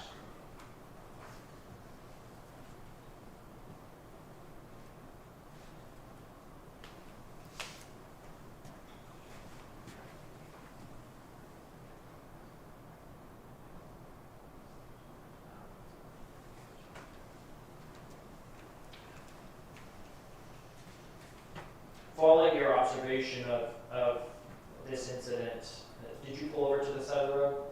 At that time, I felt it was unsafe for me to do so. Okay. So did you proceed to drive farther? Yes, I proceeded to drive in what I believe would have been the center lane. And where did you end up following that incident?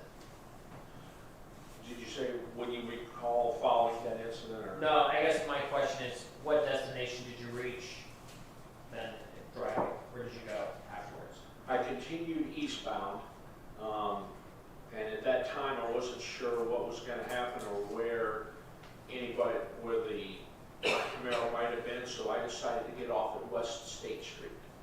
Approximately how many exits down is that? Okay, then, let's see, Cleveland, Maslin, Barber, the third exit. So there's Cleveland, Maslin, there's Barber, and then there's the exit you said. Yes. Following getting off on that exit, what did you do next?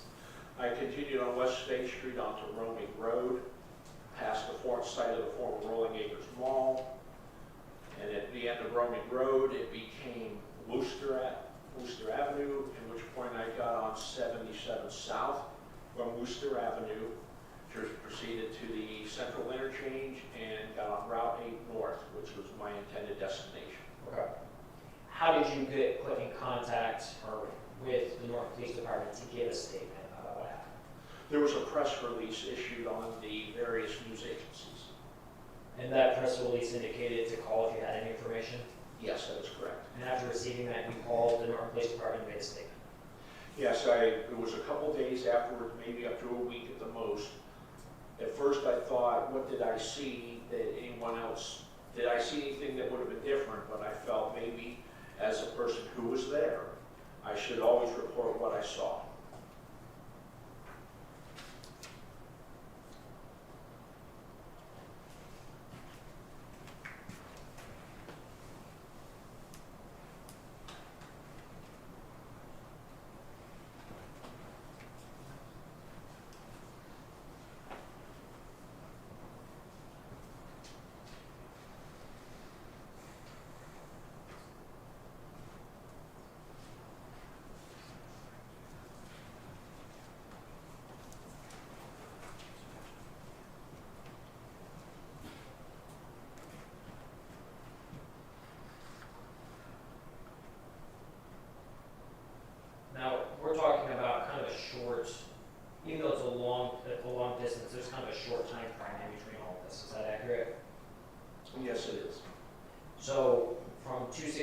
so it goes from 2 to 3 lanes, to I-21 where the black Camaro is in the right lane.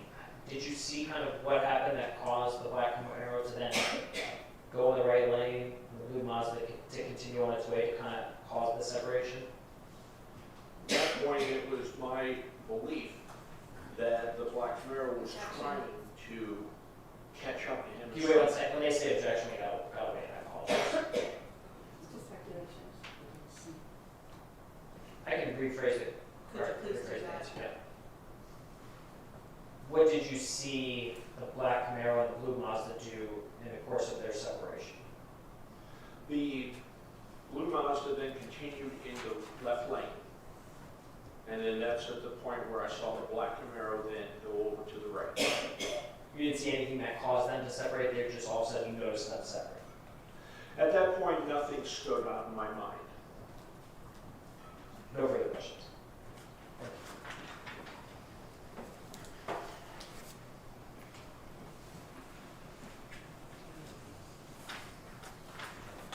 Yeah, please.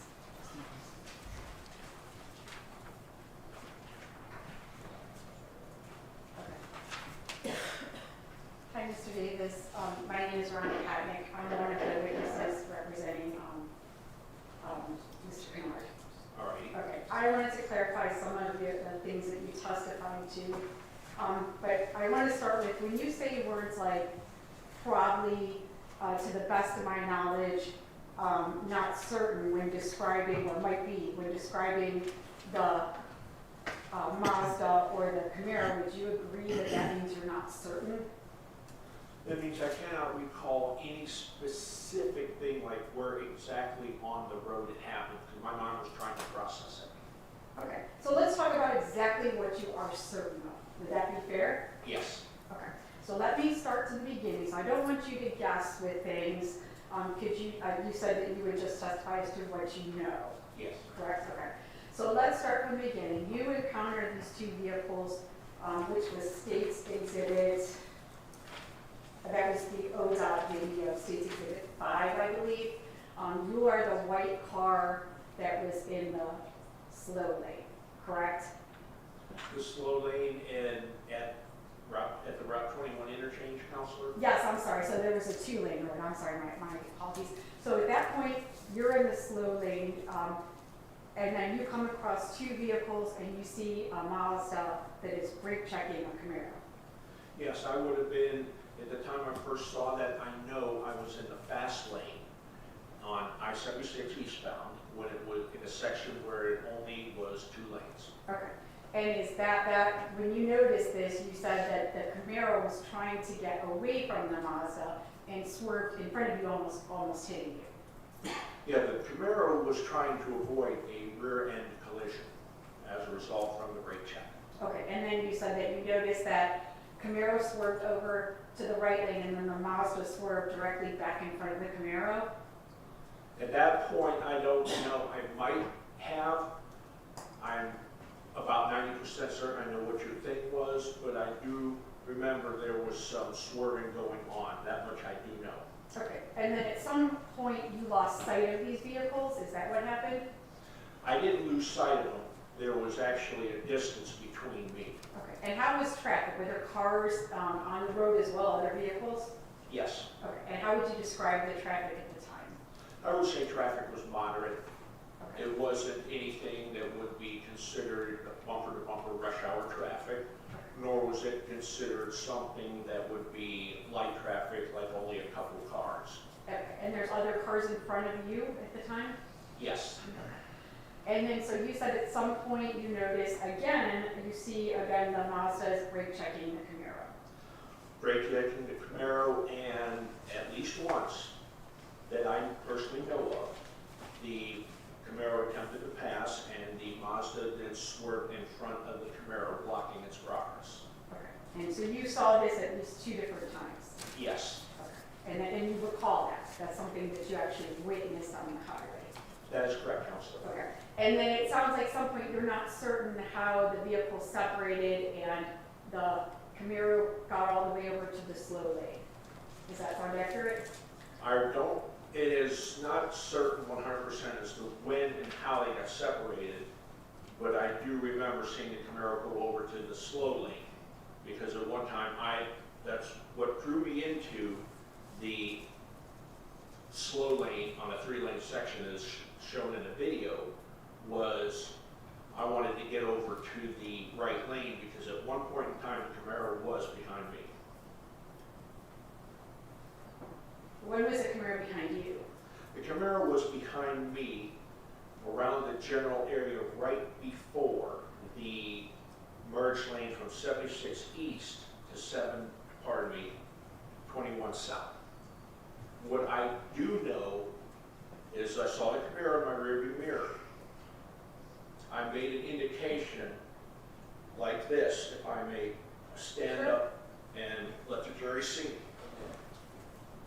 My back was to the Camaro, obviously, so what I did is I stuck my finger over that way to indicate to the Camaro that I was going to move over and get out of its way. And where was, oh, sorry, go ahead.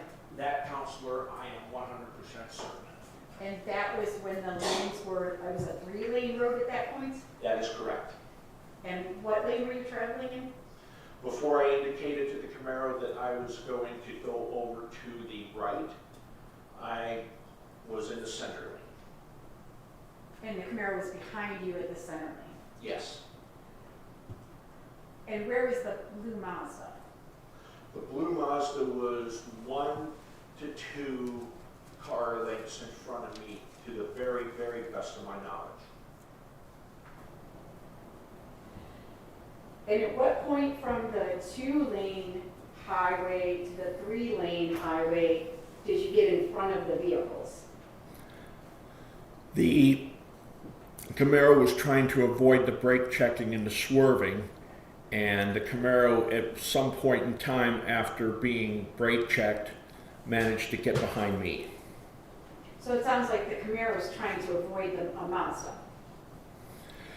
It sounded like the Camaro was trying to, but at the same time wanted to get past it.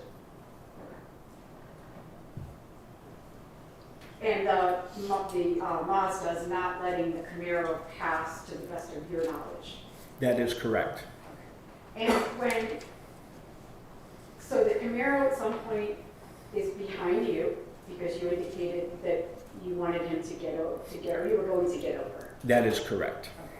And then what did the Camaro do at that point? The Camaro then overtook me. Meaning passed on the left? He passed in the center lane when I was on the right. Okay. And were you able to see the box truck at this point? Yes, I was starting to see it because I was coming up to the interchange and I happened to notice it.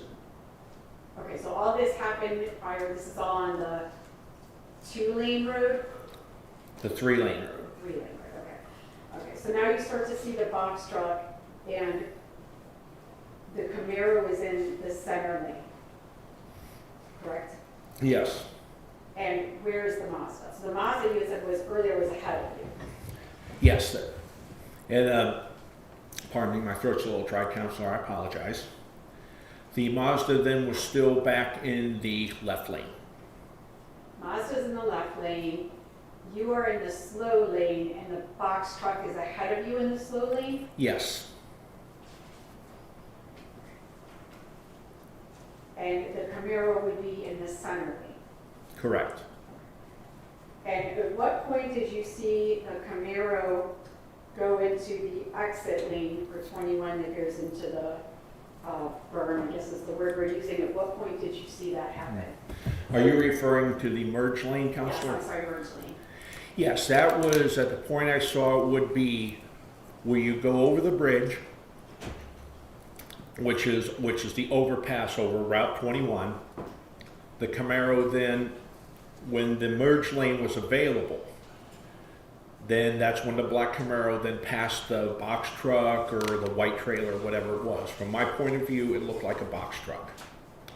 And you're behind the box truck? That is correct. And how many cars are between you and the box truck? One car is probably right between, I would say, equidistant between me and the box truck. And how many cars can you see? So you're behind the box truck, there's a car behind you, or there's a box truck, car behind the truck, and then you are the third vehicle? Yeah, box truck, another vehicle, me. That's Okay. that's what I indicated into the prosecution. Okay. And at some point, I thought you said that the Mazda was about 3 cars ahead of the box truck? And based on the perspective from what I saw that day, yes. Okay, so maybe 6 car lengths, is that fair to say, from the Mazda to where you are in the slow lane? That would be accurate. Okay. And your eyes are on the Mazda the whole time? My eyes were basically on what was ahead of me because I didn't want to run into any vehicles colliding. And so the Camaro has to come into the slow lane at some point. Yes, that's when the merge lane was available. So right now, though, you have him in the Camaro is in the middle lane. This is a 3-lane road, and the Camaro is in the middle lane, and you're in the slow lane. Am I right? That is correct. Okay. So what point did the Camaro cross over to get into the slow lane before it can go into the merge lane? When did you see it do that? Right before the merge lane is opened up and connecting to 76 East. So did the car in front of you allow the Camaro to come in front of it? That point I do not remember. Okay. So at some point you don't know what happened. Would that be fair to say? That would be correct. Okay. And then you're still behind the box truck this entire time? Yes. Okay. And do you know what color the truck was? I just remember the box truck or trailer being white. Okay. And how would you describe the trailer? Would you say this is large, or tell me about the trailer? It was probably, I'm not very good at giving you a figure about length or size, but it would be considered a relatively large trailer. And so at some point you saw the Camaro get into the merge lane, right? Yes. Okay. And then it merges, it runs out of the lane and then cuts back into the slow lane. That is correct. I am 100% certain of that. Okay. And then you don't know what happens after that, correct? I do know what happened. After the Camaro ran out of merge lane onto the shoulder, the Camaro then proceeded to accelerate, go over into the center lane, pull up alongside of the blue Mazda, and that's when the gunshots erupted. Okay. So you're saying that the Camaro comes from the slow lane and gets all the way immediately into the center lane? That is correct. Okay. And at some point, the Mazda switched from the center lane to the fast lane? At the time of the events that I described, the Mazda was in the fast lane at the time the black Camaro was going from the shoulder to the center lane. And your eyes are on the road the entire time? Yes, because I didn't want to be part of any possible collision.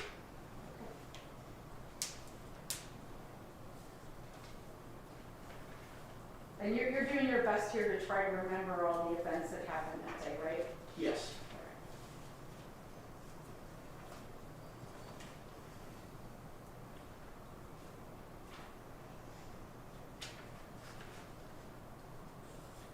What is the rest of the traffic? What's happening with the rest of the traffic as these two vehicles are interacting? They're probably trying to avoid them. Okay, you're saying probably. Would you say that you're guessing, right? Just tell us what that you was a know. bad choice of words, Counselor. The other vehicles were doing their best to avoid getting struck too. Okay. And I'm not trying to put you on the spot. I'm just trying to figure out exactly what happened on that day. I understand. Fair enough? Okay. Yep. So that's why when you say words like probably, that sounds like you're not certain. I'm recalling to the very best of my memory. Okay, we appreciate that. Is there anything else that I'm not asking you that you think we need to know? This would be personal observation, Counselor. Okay, would you have a problem with that?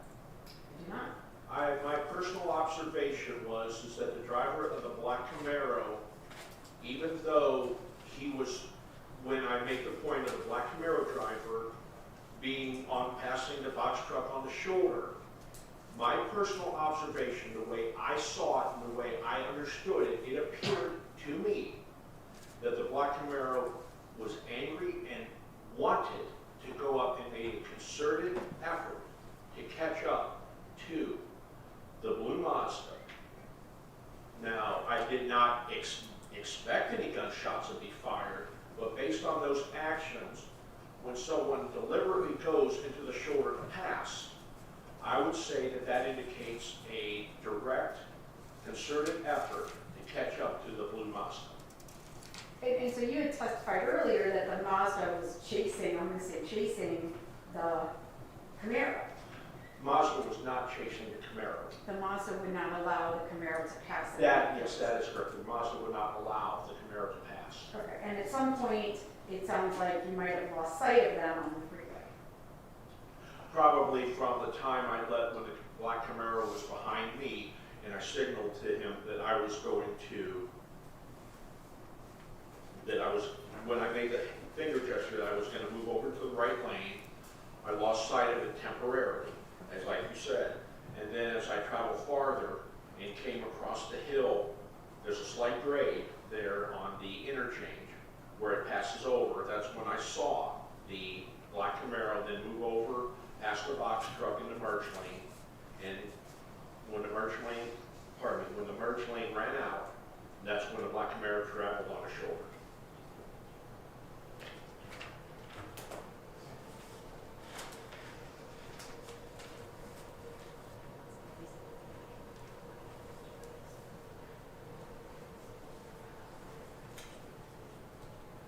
Thank you, sir. Thanks for being here. Nothing? Sir, you have to say. Yeah, just have to. Okay, no problem. Ladies and gentlemen, this is your opportunity to ask this witness a question. You place it on a piece of that notepad paper that has already been provided to you. And if you do not have a question, please submit an empty sheet of this.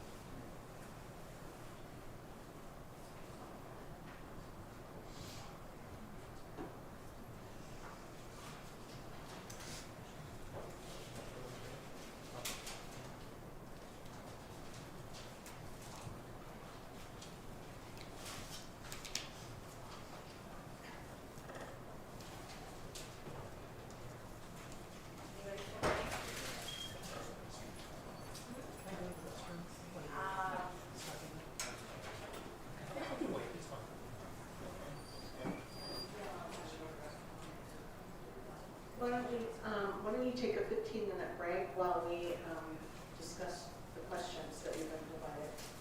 And then attorneys, back on the line.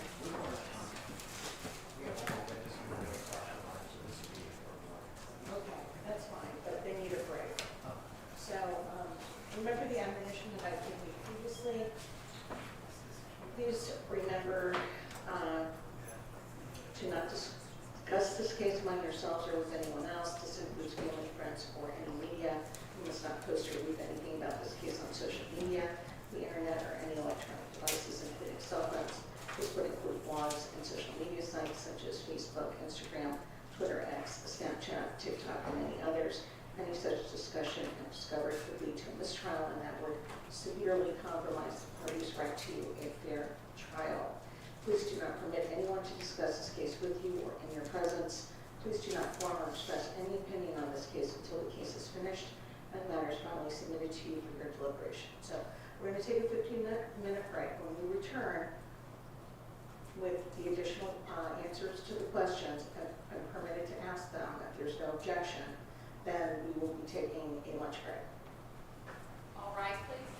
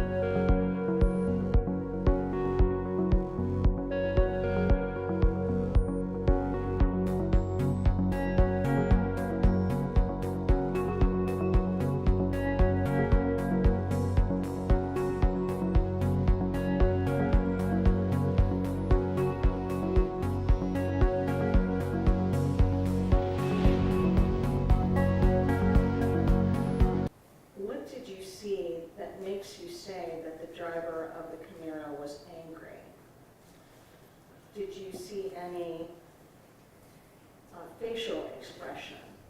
I did not see facial expressions. My answer was based on the fact that the driver of the Camaro made the concerted effort to catch up by passing on the shoulder. It is my belief as a driver of plenty of years that if a person is not angry, they're not going to make a concerted effort to catch up to a vehicle that they feel wronged them. Any follow-up questions? I just have one, this was a lane that was about to run out of, he's in the merge lane, wasn't that lane about to end? Yes, and that's when the black Camaro continued on the shoulder. Okay, and then at some point, does the shoulder end, or does the shoulder? The shoulder continues. Okay, thank you. Are there any other follow-up questions?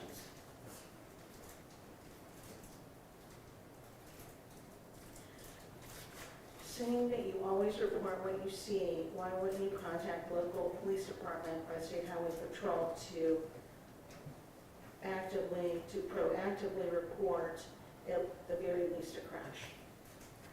At that point, I was on my way home, and with the number of people that witnessed it, and I saw people in my rearview mirror slowing down, I believe that those witnesses would have been doing the reporting.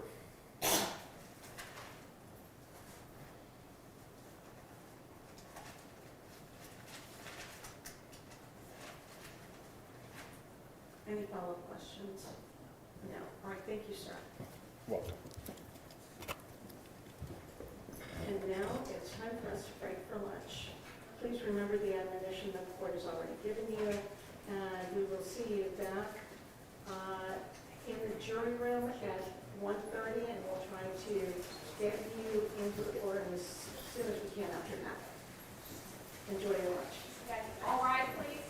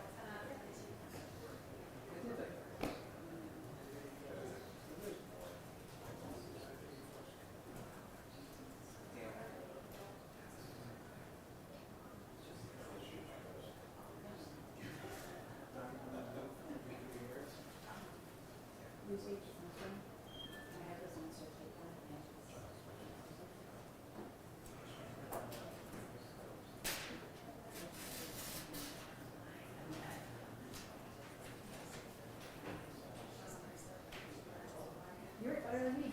I read it sometimes and I can't even read it. Yeah.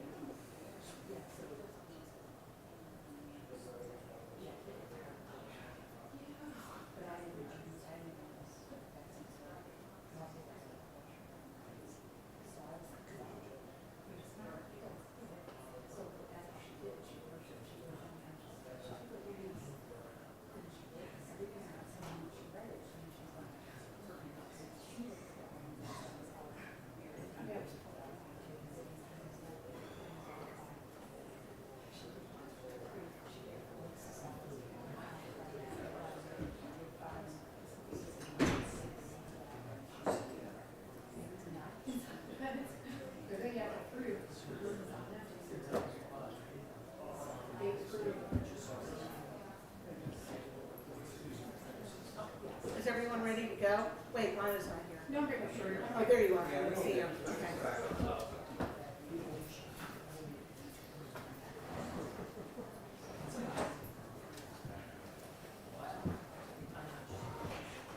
Is that with your Tuesday morning?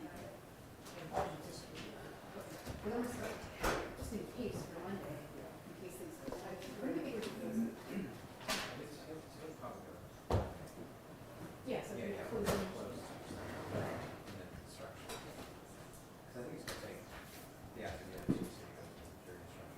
Oh, yeah, I forgot about that. Yeah.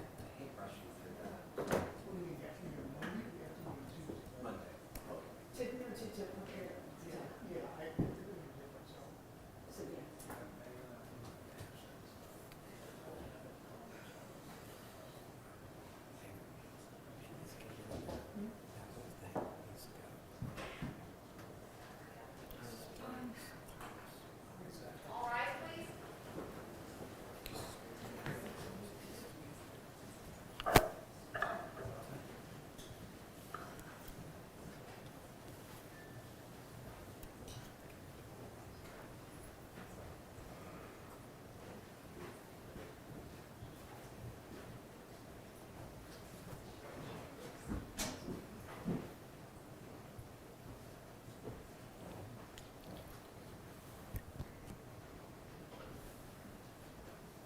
You may be seated. Thank you.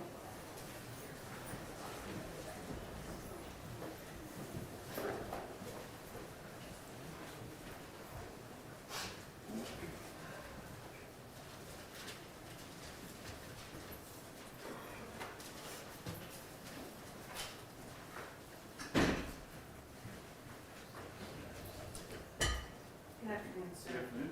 Do you swear affirm that the statement you're about to give are true and correct to the best of your knowledge? Yes, ma'am. Why don't you have a seat in the witness chair? Make sure that the microphone is on. Yes, it's on. And if you'll please state your name, spelling your first and last name for the record. My name is Douglas Crocker, D-O-U-G-L-A-S, last name C-R-O-C-K-E-R. Thank you. Just wanted to choose one, okay?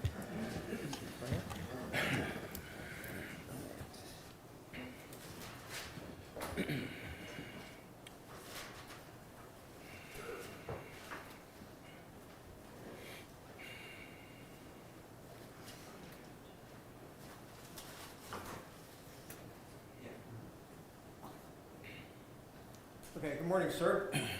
Good morning. Good afternoon. Good afternoon. Oh, good afternoon. It's been a long day already, though. I'm on California time. All right.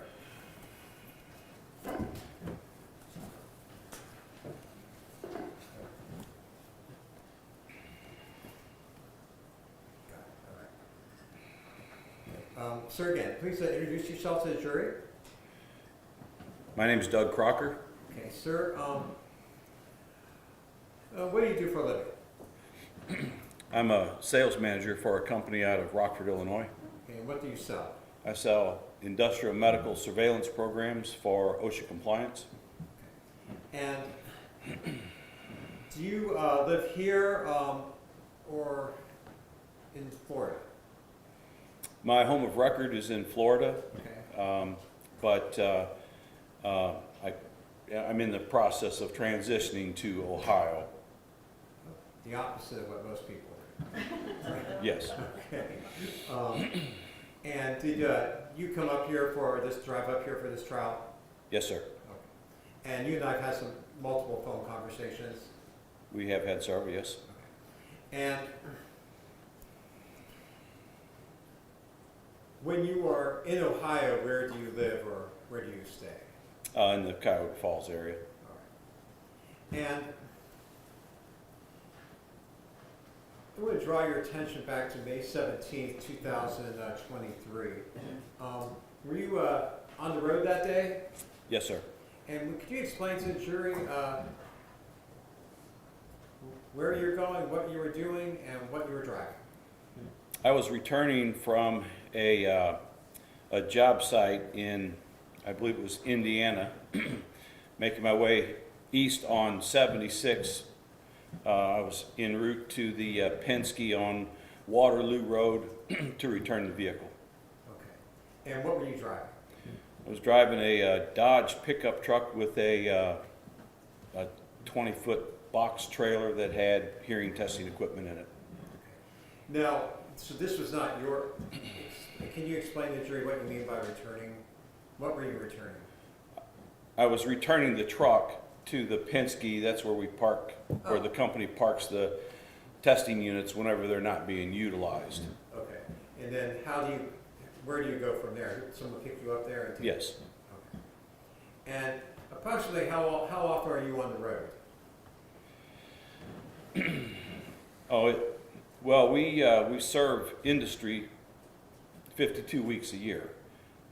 Personally, I'm not on the road a whole lot, but I do fill in on occasion to help out with scheduling and different logistical issues that need to be resolved because of lack of manpower, and just everybody needs help these days. So I pitch in whenever I can. Okay. And on May 17, 2023, around 5:30 p.m., did you find yourself on I-76 East? Yes, sir. And are you familiar with that highway? Had you driven it before? I have driven 76 east and west. Yes, I'm vaguely familiar. Okay. Was it something you're on like every week, or just happened to be that day? Just happened to be that day. Okay. All right. And what were you driving and what were you pulling? I was driving a Dodge pickup truck, and I was pulling a hearing testing trailer, which was a tandem axle white box type of trailer. Okay. Had a door on the curb side. And when you're driving that type of vehicle, about how fast would you normally go? I usually stay right around the speed limit. Okay. And do you usually travel in, if you have, let's say, a slow lane and a passing lane, which lane do you stay in? I usually stay in the slow lane. Okay. And prior to testifying today, did you review some videos and some photographs with us? I'm sorry, say again? Did you review some video and photographs with me and Zach before? Yes. Okay. But you can flip that screen so it faces you. Perfect. Okay.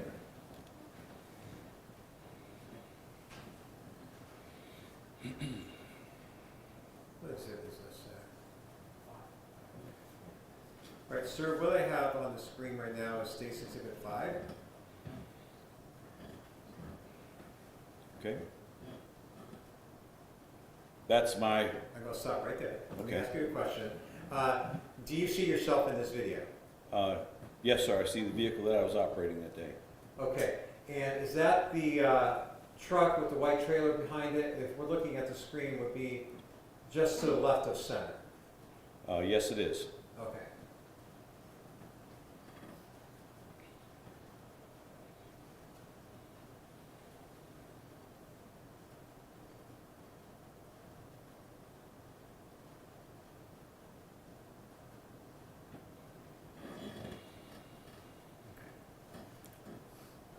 If you could flip that back around where it was so I can see you. Perfect, thank you. Now, driving down the road, minding your own business, did something happen shortly after that? Yes.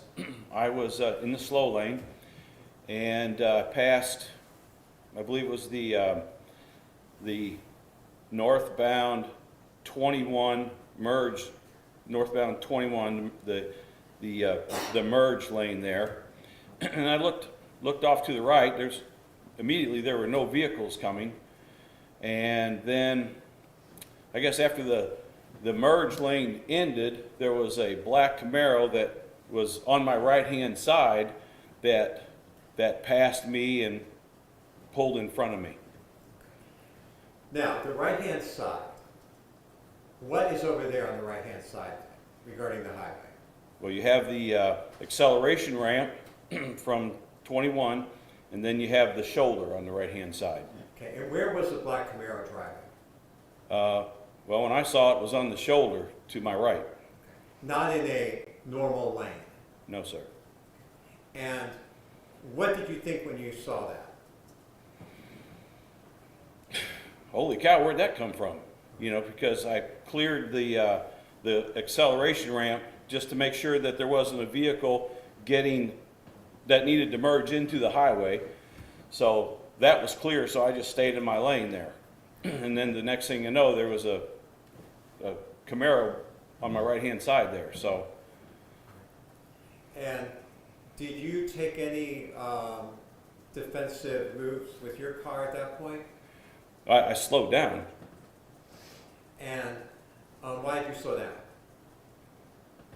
Well, so that I wouldn't get involved in an accident. I didn't want to, get in an accident, so I slowed down and let him come in front of me. And when when the black Camaro came in front of you, what lane did it go into? Into the slow lane right in front of me. Right in front of you. And what happened next?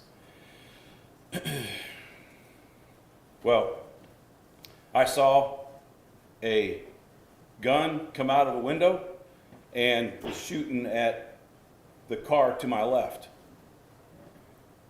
And, all right, so let's slow down here. How long, I know you didn't have a stopwatch going and your mind is focused on what's in front of you. Have you ever seen anything like this before? No. All right.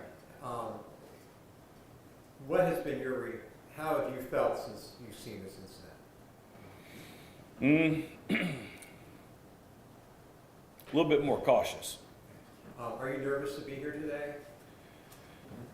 Yeah, kind of, sort of. I'm not really, I don't do this every day. So, yeah, I guess sadly, I'm a little nervous. So what I want to try to get at is, when this occurred, I know you weren't counting time or looking at a stopwatch. Do you know, can you approximate how long it was from the time the Camaro pulled in front of you, so you saw the gun? Moments. Okay. And in what lane was the Camaro in when you saw the gun? It was in the slow lane right in front of me. And do you know about how far he was in front of you? Probably 10 yards, maybe. And did you see the gun, or did you see an arm? What did you see? I saw a hand with a pistol discharging rounds out the driver's side window. And was that car moving at the same time it was firing? Yes. The man was firing? Yes. And were there other vehicles on the highway besides yours? Yes. And did you see any in the immediate vicinity of where you were at that moment? Well, I saw the hand and the gun come out of the window, and I watched rounds being discharged, and then I looked to my left and I saw, I guess, the other car involved, and then I saw it swerve to the left and into the median there, and swerved around, and by then I had pulled over. Had you noticed that the blue car, we'll call it the blue Mazda, you may not remember what type of car it was, but blue's Mazda, for sake of argument here, had you seen that car prior to that moment or had noticed it? No, sir. And what was it doing, what was that car doing when it was shot at? Oh, well, I saw the car, or the victim kind of slumped over, and it swerved to the left and to the right again, and then back to the left, and finally came to rest alongside the median concrete wall. And if you could flip the screen back around for you, us there. When you say the median, when you say the median concrete wall, you're talking about this here in the center? Yes, that concrete wall that divides the east and westbound lanes. Okay. Now, when you were there, how many lanes were there where this incident occurred? 3 lanes. Okay. So, was the blue car in the middle lane and the Camaro in the right lane? Or was the blue car on the far left lane? If you Well, when I saw the car, it was in the far left lane. Okay. So, if you can, why don't you step down here for a second? Okay. So for the record, this is not the actual, like, when this occurred. But if we're looking at, okay. 3 lanes. Yes, sir. All right. If you could point, just, again, this isn't where the shooting occurred. Point to the lane that you were in. I was in this lane right here. And what lane did the Camaro come into? The Camaro came into this lane right in front of me. And where was the blue car? And what lane? When I saw the blue car was in the left lane. I mean, well, I guess that's the left lane, the fast lane. And when the shots were fired, did it go across the middle lane into the far lane? Yes, Okay, you're certain it's what you saw? yes. You can go back up, please.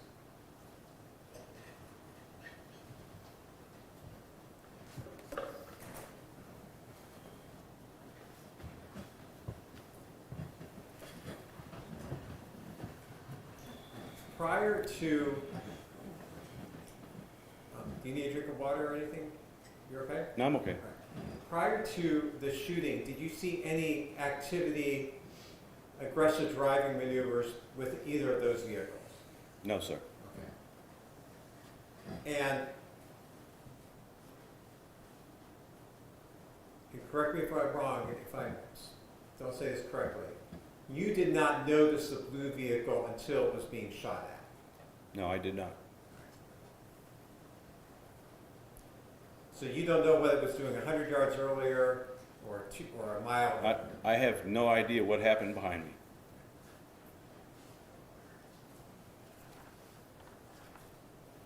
Did you see where the Camaro went after the shooting? I just saw that car accelerate and take off down the highway. I was, at that point, I was pulling over. And tell us what happened next after you pulled over. Well, I pulled over and I just sat there for probably half an hour and waited for someone to come over and talk to me. I could see in my driver's side mirror that there were other folks that were helping the person in the blue car. And did you still have the equipment in your van? In your Yes. trailer? Yeah. Right, so you're responsible for that property? Yes. Make sure it gets back safely? Right. About how long were you on the scene? Well, I don't know exactly how long, but it seemed like I was there for at least maybe 30, 40 minutes. And when did you speak with the police? Probably 30, 40 minutes after it happened. So you stayed on scene and spoke to them that evening? Yes.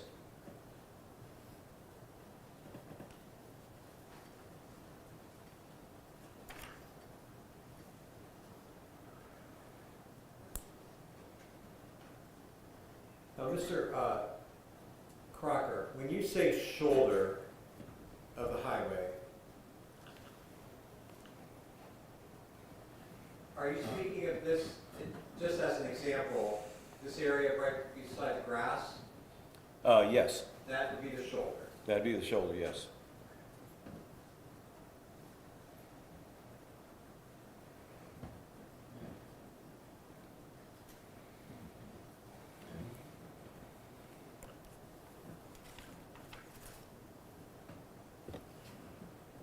Did could you count or did you hear how many shots were fired? Sounded like 6 or 7 to me. And was your window open? My window was open, yes.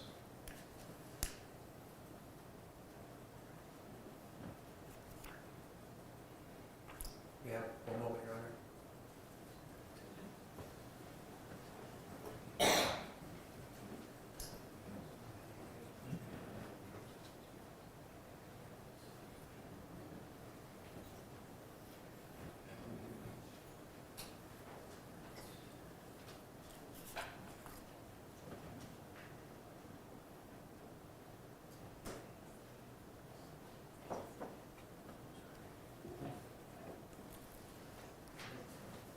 And sir,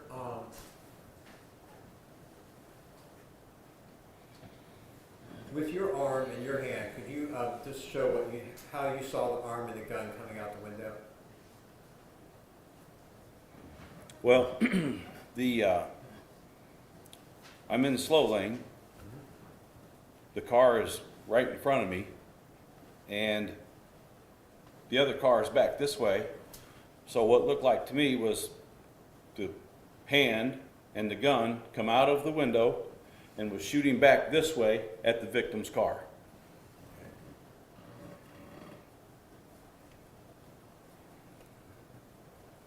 Now, did the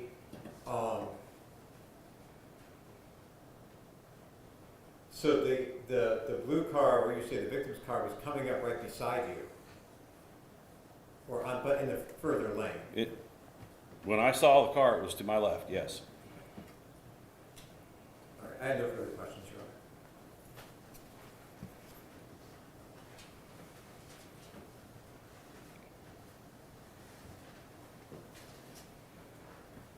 Honor. Good afternoon, Mr. Crocker. How are you? Fine, how are you? Good. I'm Rhonda Kotnick. I'm one of the attorneys for Mr. Kinard. Just some follow-up questions for you, sir. Okay.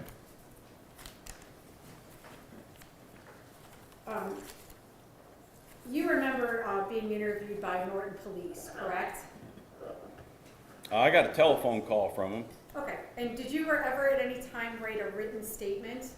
I did write a statement. I wrote a statement that day before I left the scene. Okay. And have you had the opportunity to review your statement? I have not. Okay. So this is a picture of 76, right? You recognize the state's exhibit that's on the display. Yes. Correct. Okay. So you were driving you said a 20-foot a truck with a 20-foot trailer. Okay. And you didn't notice you didn't see a Camaro or a Mazda anytime engaging in any sort of altercation on the road? No, I did not. Okay. So the first time you see the Camaro is when you notice a car coming around you on the merge lane. Well, when I first noticed it, I think I was at the end of the merge lane. And it was because the merge lane disappears and then you have the shoulder. So when I saw the black Camaro, it was on the shoulder. Was traffic heavy? Do you know if there were any cars behind you at the time? I'm sure there were, but I wasn't really paying attention to any of the cars behind me. What would happen if a car couldn't merge into the heavy traffic at the time? Would they have to continue to travel onto the shoulder? No, What would no, happen? because I would have slowed down to allow for the merger onto the highway. Okay. If you saw the traffic coming in front of you, if you saw that car coming in front of you. Well, as a CDL driver, you always allow for those other vehicles to merge into the highway, and you do so by getting into the middle lane to allow for them to safely merge into traffic. So you don't know where the Camaro came from, is that a fair statement? That's fair enough. Okay. You see him in the lane next to you on clearly not a legal lane, and then he passes you, you slow down, and he pulls in front of you. Well, I don't know if the shoulder is considered a lane, but if you're referring to the shoulder, that's when I saw the car. and he pulled in front of you. Yes. How much distance between was his car from your car? Maybe, gosh, it wasn't very far enough where I could see the hand coming out of the window discharging rounds. Okay. And you said it was moments that you saw the rounds being discharged? Yes. Okay. And you said that he was firing and you were trying to show us back this way. What did that mean when you said back this way? So that would have implied that the Mazda was back behind the Camaro? I was directly behind the Camaro. The blue Mazda was to my left. When I noticed the car was to the left of me, and I'm in the slow lane. Do you recall if you told in any interview previously that the Mazda was in the center lane next to you? If it was in the center lane, well, I saw the car, it was in the left lane. It did cross traffic and come to a rest against the Jersey wall or the concrete median. Exactly where that blue car was when the incident happened, you know, I can't remember exactly where it was, but I can tell you it was to the left of me, and that's a fact. Fair enough. Okay. So you don't recall exactly what you were focused on the Camaro that was firing. Is that a fair statement? That's a fair statement. Okay. And then you happen to look over, and then the Mazda was close enough that you can see the driver slumped. I could see the driver slumped over to his right, yes. But you don't recall if the car was in the center lane or if it was in the far left lane.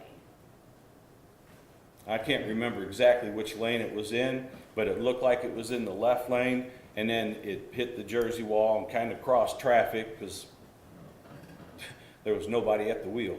Were there any cars in the center lane other than, were there any other cars in the center lane at the time? I don't remember seeing any other cars in the center lane other than the blue one. And that's the Mazda? The blue Mazda, yes. Were you able to see, so you're close enough that you can see the driver slumped over. Was that after he hit the concrete barrier, or was that after shots were fired? That was after the shots were fired. Okay. Could you see, and maybe you weren't focused on this, could you see what the driver in the Mazda was doing? When I saw the driver of the Mazda, he was slumped over to the right. Okay, so you weren't able to see how he was acting, if he was agitated. You didn't look that way. No. Is that a fair statement? Okay, because you just saw the car that cut in front of you, and that's what you were focused on. Right. Okay, fair enough. And then you saw a hand out the window, and then shots were fired, and then that's when you looked over and saw the other car, right? That's correct. Fair enough. Okay. And then from there, do you remember seeing a white car anywhere in the area? Oh, A white car, maybe two cars behind you? no. When I'm driving, what's in front of me is more important.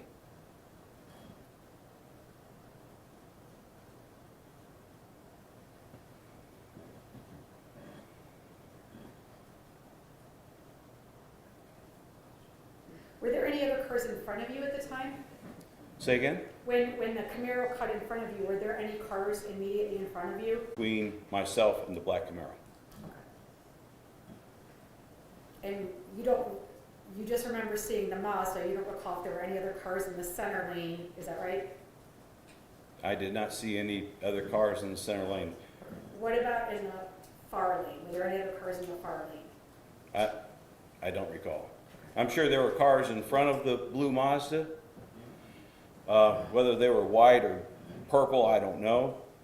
But I remember seeing the Mazda hit the wall and the victim slumped over towards the passenger side. So you saw the Mazda, you saw the immediately after the shots were fired, you looked over and you were able to see the driver slumped over, right? We already covered that.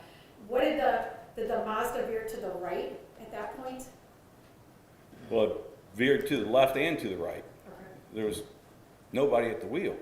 So so it went to the left, to the fast lane, and hit the concrete wall first?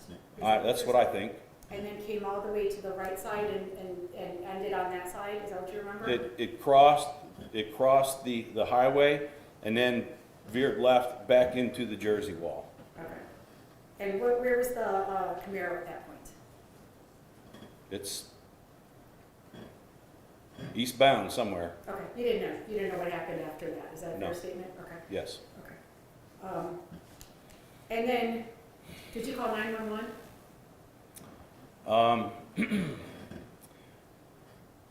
I think I did call 911, but the incident had already been called in because the 911 operator, I believe, was already aware of the incident. Okay. Okay. And at that point, did you pull over, or was it safe for you to continue on? I pulled over. I pulled over and waited And where did you pull over? on the shoulder. Okay. And there were other cars on the shoulder as well? I don't know if there were other cars on the shoulder or not. There probably were, but I don't remember seeing a vehicle directly behind me on the shoulder. Okay. And you can look over, and were you close enough to see where the Mazda came to a stop? Yes, I could adjust my mirror a little bit and see that someone was trying to resuscitate him or give him CPR, because I could see the body going up and down like this here, trying to revive the person driving the blue Mazda. Okay. And is that when, once the police came to the scene, is that when it might have been patrol officers that were having you write a witness statement? Is that what happened? Yes. Okay. Hold on one second.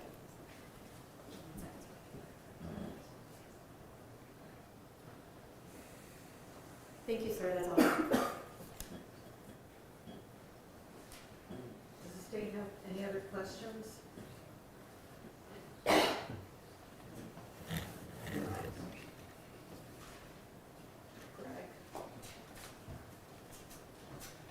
Greg and Zach, do you have any follow-up questions? Okay.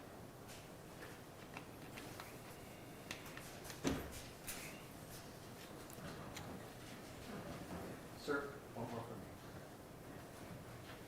me. And then the jurors get to ask a question.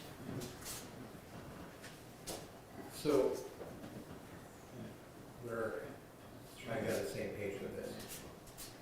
When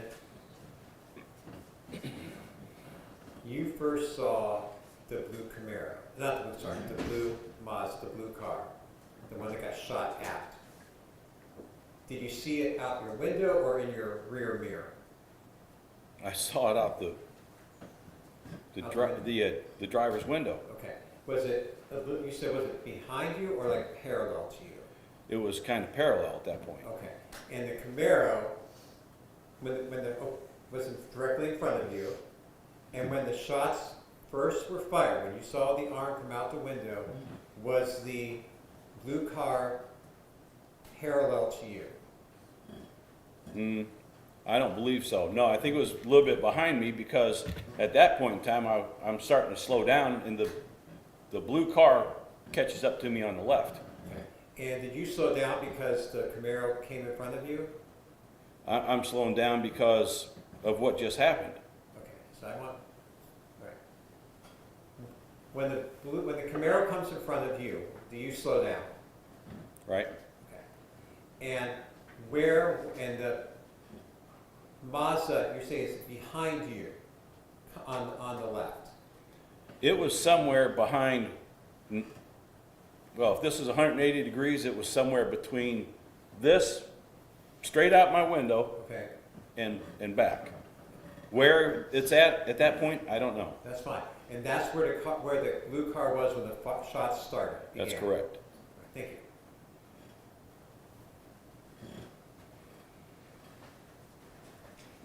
Just for clarification,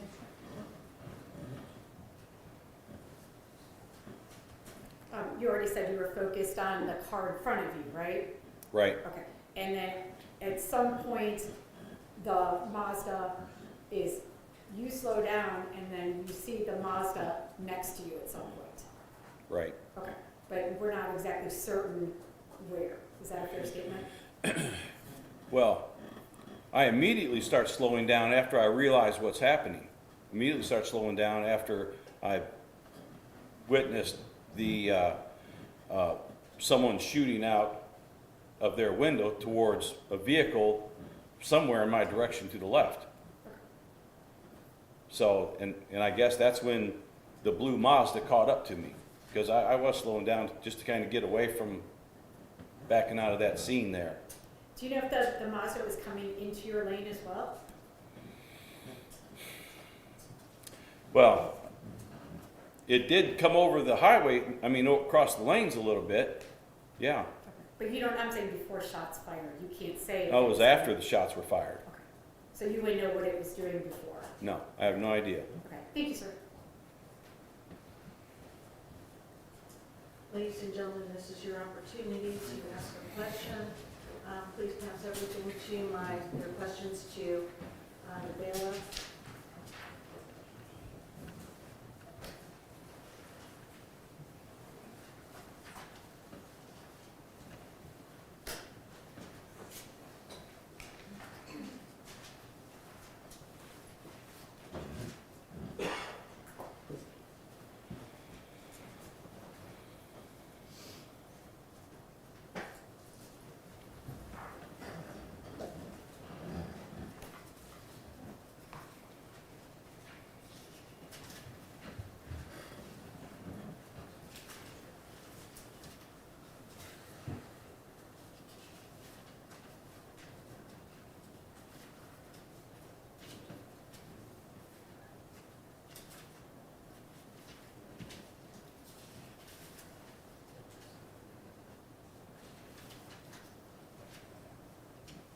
Attorneys, could you make me in my office, please?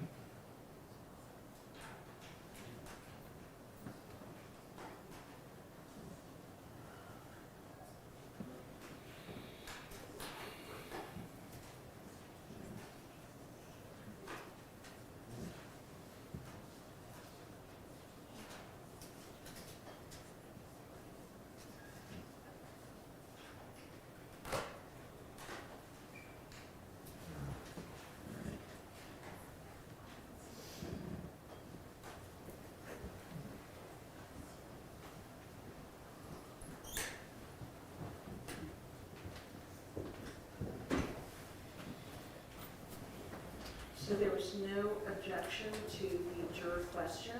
So sir, the question is, did the Camaro ever move into the middle lane before, during, or after the shooting?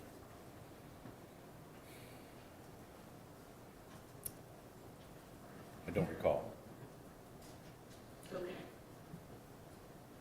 There are not any follow-up questions? Okay.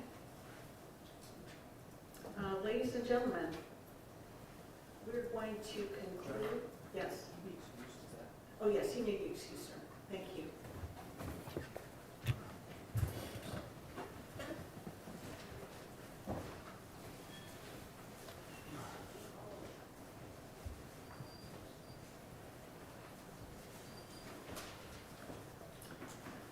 Ladies and gentlemen, that concludes the testimony for today.